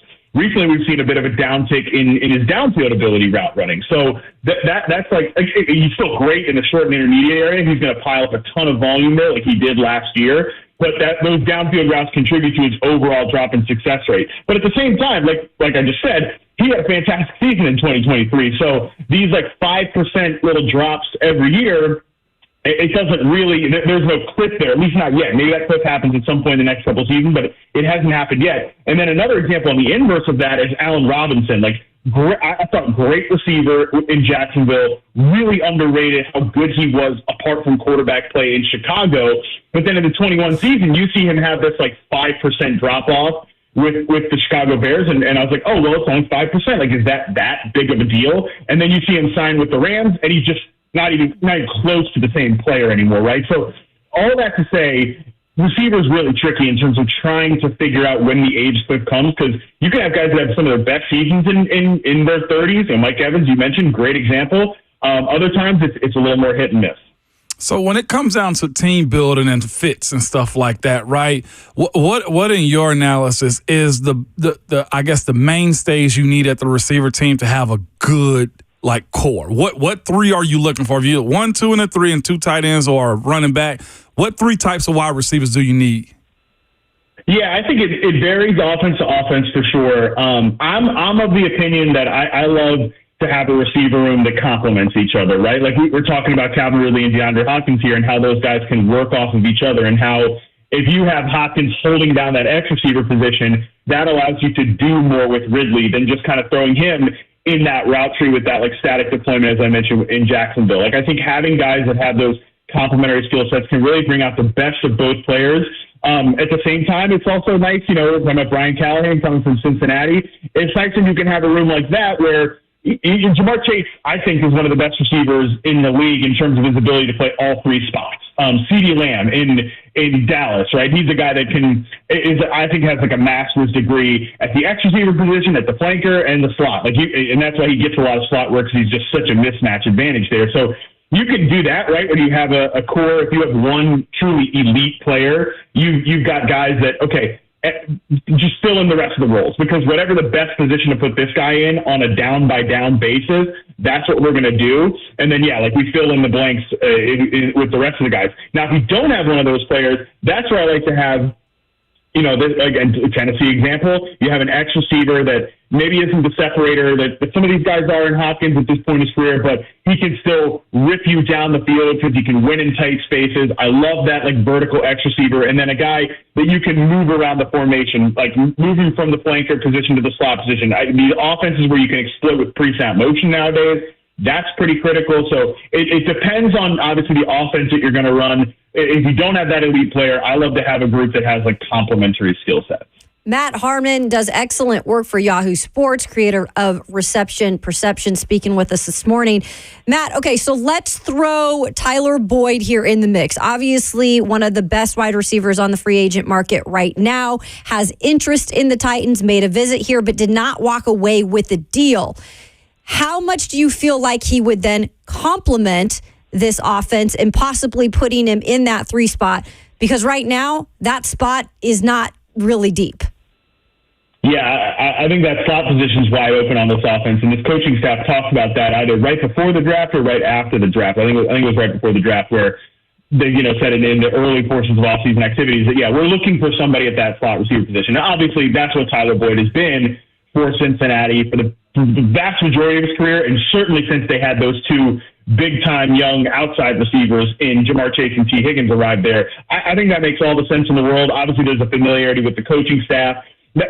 I love Tyler Boyd type because he also brings size to that slot receiver position. So you're able to, get them mixed into the run game a little bit. You're able to get them on some more tight coverage type catches. So Tyler Boyd, is he a real needle mover at this point in his career? I would think probably not, or else he'd have a contract already. We wouldn't be talking about him after the draft, but he's a guy that I think you could throw into that number 3 receiver position, throw into that slot position. He can also give you some outside ability, right, which is going to help you with Calvin Ridley if you're trying to move him around pre-snap. If he's going to start to play as the flanker and then move inside to the slot, you can feel pretty good about Tyler Boyd if he has to go up against some man coverage situations.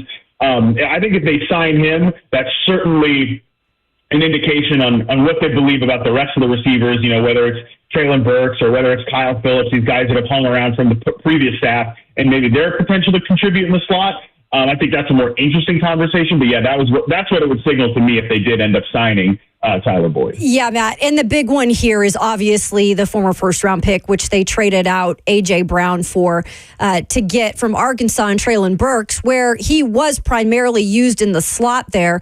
Not necessarily the case when, he came up here and Mike Vrabel and company are running the show. There's been talk of he wasn't used correctly. He's obviously been hurt and not been able to stay on the field and build off of anything. Where do you see him fitting in? Can he ever be, that 1 or even 2 receiver? Yeah, man, it's funny going back to the Traylon Burks prospect profile and reception perception. I was not that big on Burks in terms of versus consensus. I thought he was a fine, maybe late round 1, early round 2 type of prospect. I thought, and again, revisiting the scouting report, you look at his success rate versus man was 11th percentile in his collegiate reception perception sample, 42nd against press.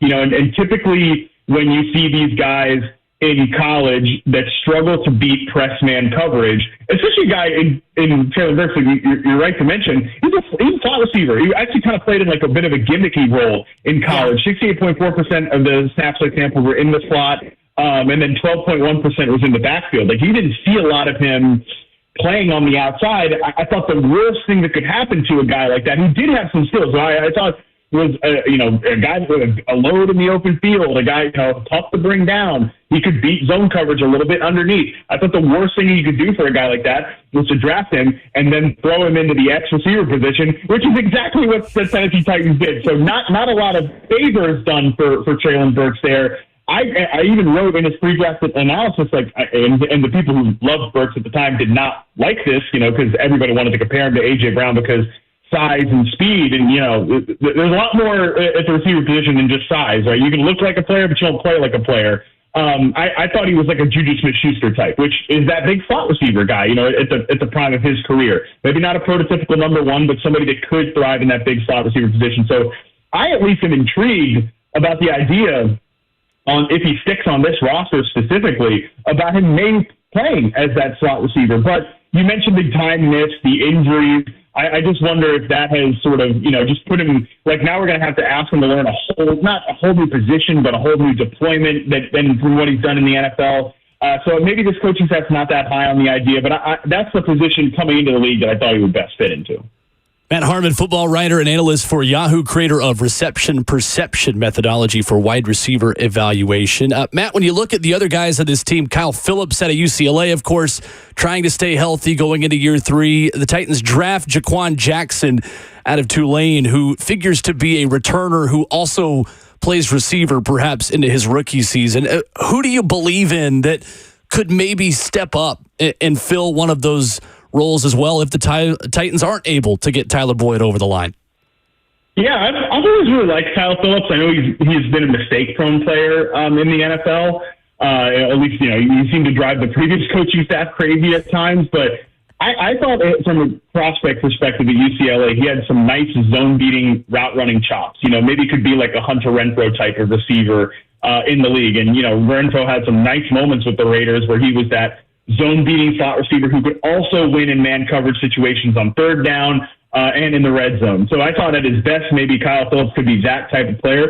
We just haven't seen it yet. Maybe this is this offense is going to use the slot receiver more than the previous coaching staff, because I think they're just going to play with lighter formations, more spread out formations, 11 personnel as opposed to these like double tight end sets and stuff like that. So I think I'm at least, again, intrigued with the idea of maybe Phillips in that role, and we'll see with the rest of these guys in terms of what they're able to develop into. But I'm not sure just what this coaching staff views in terms of these guys like Burks and Phillips, like I mentioned, the guys that are holdovers from the previous staff. Even with even with this new staff, and you mentioned the offense and what the expectations are with how Brian Callahan will call this offense and direct it, and shift the way everything's been done here in Nashville. How much pressure, in your opinion, with these weapons is on Will Levis to perform now? I think there's a decent bit of pressure because there's not a lot of excuses now at this point. They've got an offensive line kind of together there. Obviously, Brian Callahan's dad, Bill Callahan's one of the best line coaches in the league. You'd think that unit is going to be much improved from what it was last year. That's a low bar to clear, but you would think it's going to be improved from what it was last year. They've got two running backs that contribute in the run and pass game. They have these receivers that we've mentioned that even if there's some question at the number 3 spot, your 1 and 2 you got to feel pretty good about with Hopkins and Ridley. Where that duo ranks in the league, we can have that discussion, but it's a good unit. It's a good enough group for a young quarterback to be brought along. You've got a guy that's a ball winner, and you've got a guy that's a separator. That's enough clarity for a young quarterback to kind of know where to go with the ball. And I'm interested to see what they can do with like Chigga too, who I thought had some really nice moments as a tight end his rookie season. So I think there's enough for Will Levis to work with here, and I think that's also part of the reason that you want to go out and make that Calvin Ridley signing, because you want to get a read on Will Levis as quickly as possible. He's a guy that had some really nice flashes as a rookie. It wasn't always perfect, just to be expected. Rookie quarterback in an offense that had one receiver that you can really count on and an offensive line that's up and down. You're not going to get a great read on that guy as a rookie. But coming into year 2 with a staff that I think you feel pretty good about, I like the way Brian Callahan talks about the game. I like the way he approaches scheme. I like the way he seems to approach play calling. We haven't seen him fully own that just yet, but just the way he thinks about football, I like it. So this is a situation where Will Levis, I think you can get a much better read on him. So for that reason alone, I think there's a pretty decent amount of pressure here. That if Will Levis comes out here and it doesn't firmly establish himself as the guy right away, you've got a situation where, hey, if we have to drop in another quarterback here next year, we can maybe feel pretty good about that just with the offense that we've assembled around the position. I'm also hearing the people are wondering when you're going to stop being so selfish with your time and also break down the tight ends too. Oh my God! This is an interior offensive lineman who always wants more attention for bigger humans.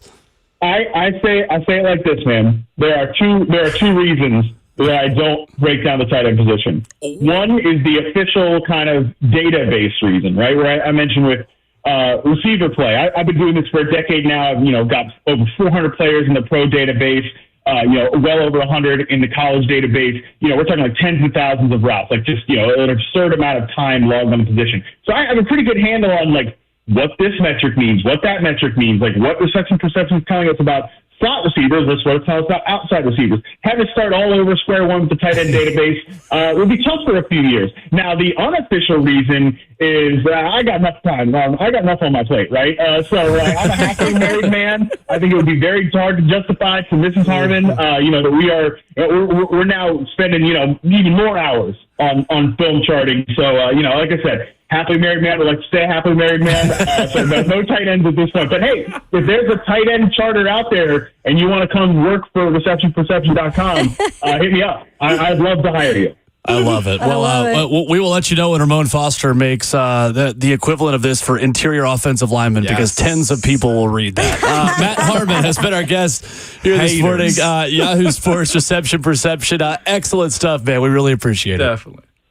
Really appreciate you guys for having me. Yeah, again, super fascinating team to talk about right now. And, maybe people weren't expecting to say that about the Titans, a few months ago, but I think the Ridley signing and what they've done around Levis is going to make them a pretty interesting team to watch. So thank you so much for having me. Really appreciate the time. Thank you. Absolutely. Matt Harmon has been our guest. And again, receptionperception.com, well worth your subscription. It's like $20 a year It was great stuff. to learn about wide receivers. He's awesome. So much content. Yeah. Coming up, it was not a part of the roast of Tom Brady last night. It is a social media reaction, an X post, if you will, this morning from someone who was not at the Tom Brady roast but should have been. And it's maybe the tweet of the entire weekend. We'll give you that next.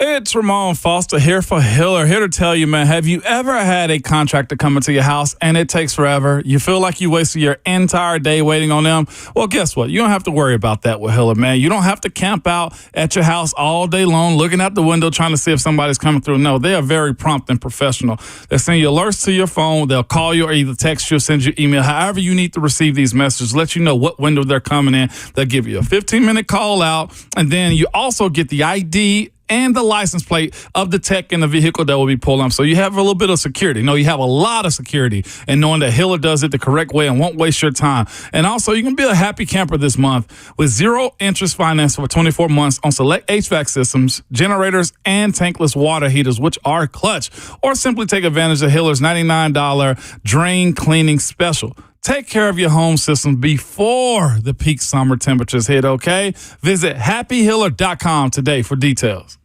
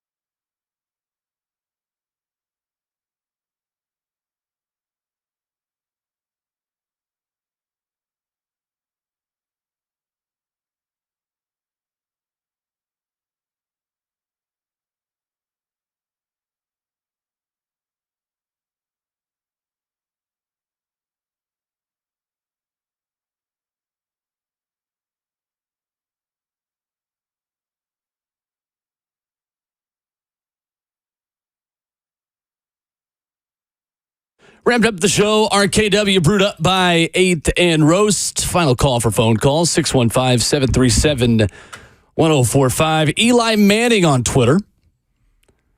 Quote, I thought about attending the roast of Tom Brady last night, but I did not want to roast him for a third time. Well done. That's well great. done. That's great. Hey, all football fans should be thanking Eli, okay? 'Cause if not, Brady have 9 rings right now. All right, so it is the end of the show. Bert is playing Kendrick Lamar right now. Ramon Foster, I'm going to put 60 seconds on my stopwatch. Yeah. Can you explain to us, like we're 5, what is going on between Kendrick Lamar and Drake in 60 seconds? Do you accept this challenge? I accept this challenge. All right, ready, go. Well, I think it started all the way back in 2011. If you go back and listen to Buried Alive, I think that's where the intrigue and don't meet your heroes, I guess, is where I 10 essentially seconds look down. at this one, okay? I think at the end of yesterday, Kendrick possibly won the battle. Drake finally bowed out and was just like, okay, I think this is getting a little bit too deep. They went personal, talking about fiancés, bringing up kids, bringing up parents. I think hip-hop needed it for this reason right here. There's a lot of buffoonery going on in rap. It is. It's just too much cliche stuff, too much not enough content. And when you have two big figureheads like Drake and Kendrick that go back and forth with one another, just really unfolding a lot of stuff. Well, if you're asking me like what I think of the battle, it was awesome. It was super. K-Dot got it in the end. But what I will say is this. I think both are telling truths. There's a lot to unpack, and it's a bunch of behind-the-scenes stuff with this rap battle that these two have that I think we'll never know the entire truth behind it. Look at that. 59.43. Well done. By Ramon Foster. Impressive. Under 60 seconds. You should go make a TikTok and do that. You'd get a lot of views. I would, but there's so much to unpack. Bert, how close? How far off? I didn't hear a word you said. I hate you. Back here working, doing actual jobs. You can't hear me? It's like those old sports minutes we used to have on the station, but video version, there's been a lot of talk of that. I thought you could hear me, Bert. I was talking to you back there. You don't have sound? Nah, I couldn't hear you. Oh, my gosh. I hate you. That was some good point. He can go back and listen maybe after the show. Sure, and anyone can on the RKW podcast. 1, 2, 3, Teresa, Matt Harmon, anybody that you want to listen to. I just don't know who has the better career moving forward. It's the only thing I say, because Kendrick makes a certain type of music. I do think Drake forced him to make just 2 club tracks that were really good. Again, there's so much truth, I think, in what both are saying that we'll never know was actually real. Do we see this ending, or it's done? I think now. Okay, yeah, so it's done. It's done. I just don't know think Drake is done for sure. Okay. I think Drake is done. Yeah, more than anything. Will they ever appear on tracks together? Jay-Z and Nas did. Truth. Meek Mill and Drake did after back to back and after all that stuff. That was with Meek being a big baby because Drake. that whole beef started because Drake didn't promote his album coming out. Like that was one of the whinier beefs. And I agree. Is with that a world tour or your girls tour? See, that was. And here's the other thing too. We're talking about gamesmanship, and I think rapping it can be competitive. I think we'll get a better version of hip hop moving forward because of this. Okay. At least this ended in no violence. Let's just thank goodness that we keep our rappers around. And maybe more storytelling too, because these little 2-minute songs, I know attention spans are low these days, but I love the art of like storytelling and wrapping people into your album. It's essentially like 2 guys making poetry slams at each other is the widest way I could describe that. Just to put it that way. I saw Bunky Perkins, who's a great sports follow on Twitter over the weekend, said, listen, as a middle-aged dad, I can't keep up with the Drake versus Kendrick thing. It was a lot. So I figured that Ramon Foster explaining this in 60 seconds, because you've sent me a lot of texts over the last 2 weeks about this to just react. And I know Slay was talking about it on Twitter last night, so I figured you guys would be good to explain it to all the middle-aged dads out there who also cannot keep up with the Drake and Kendrick. We all bopped to Kendrick and Drake, so there we go. We are equal opportunity. We are on this program.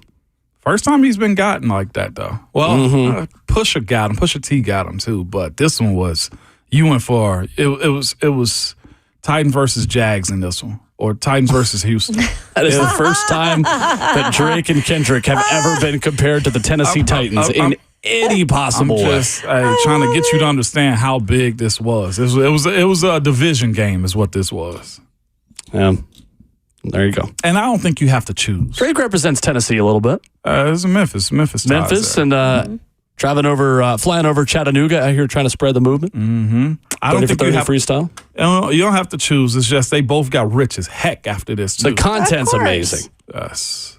Back at it tomorrow morning. We'll be live from Gaylord Springs Golf Links. Mm-hmm. Yeah. Looking forward to that. For a great calls, we'll tell you a lot more about tomorrow. We will have our normal Tuesday coming up for you. Austin Price, Ron Slay. Get into more of what Matt Harmon had to say about Traylon Burks. Perhaps tomorrow should be good. Just like these words of wisdom from Ramon Foster. You got to remember, good people, at all times, your Twitter fingers and your mic is always hot.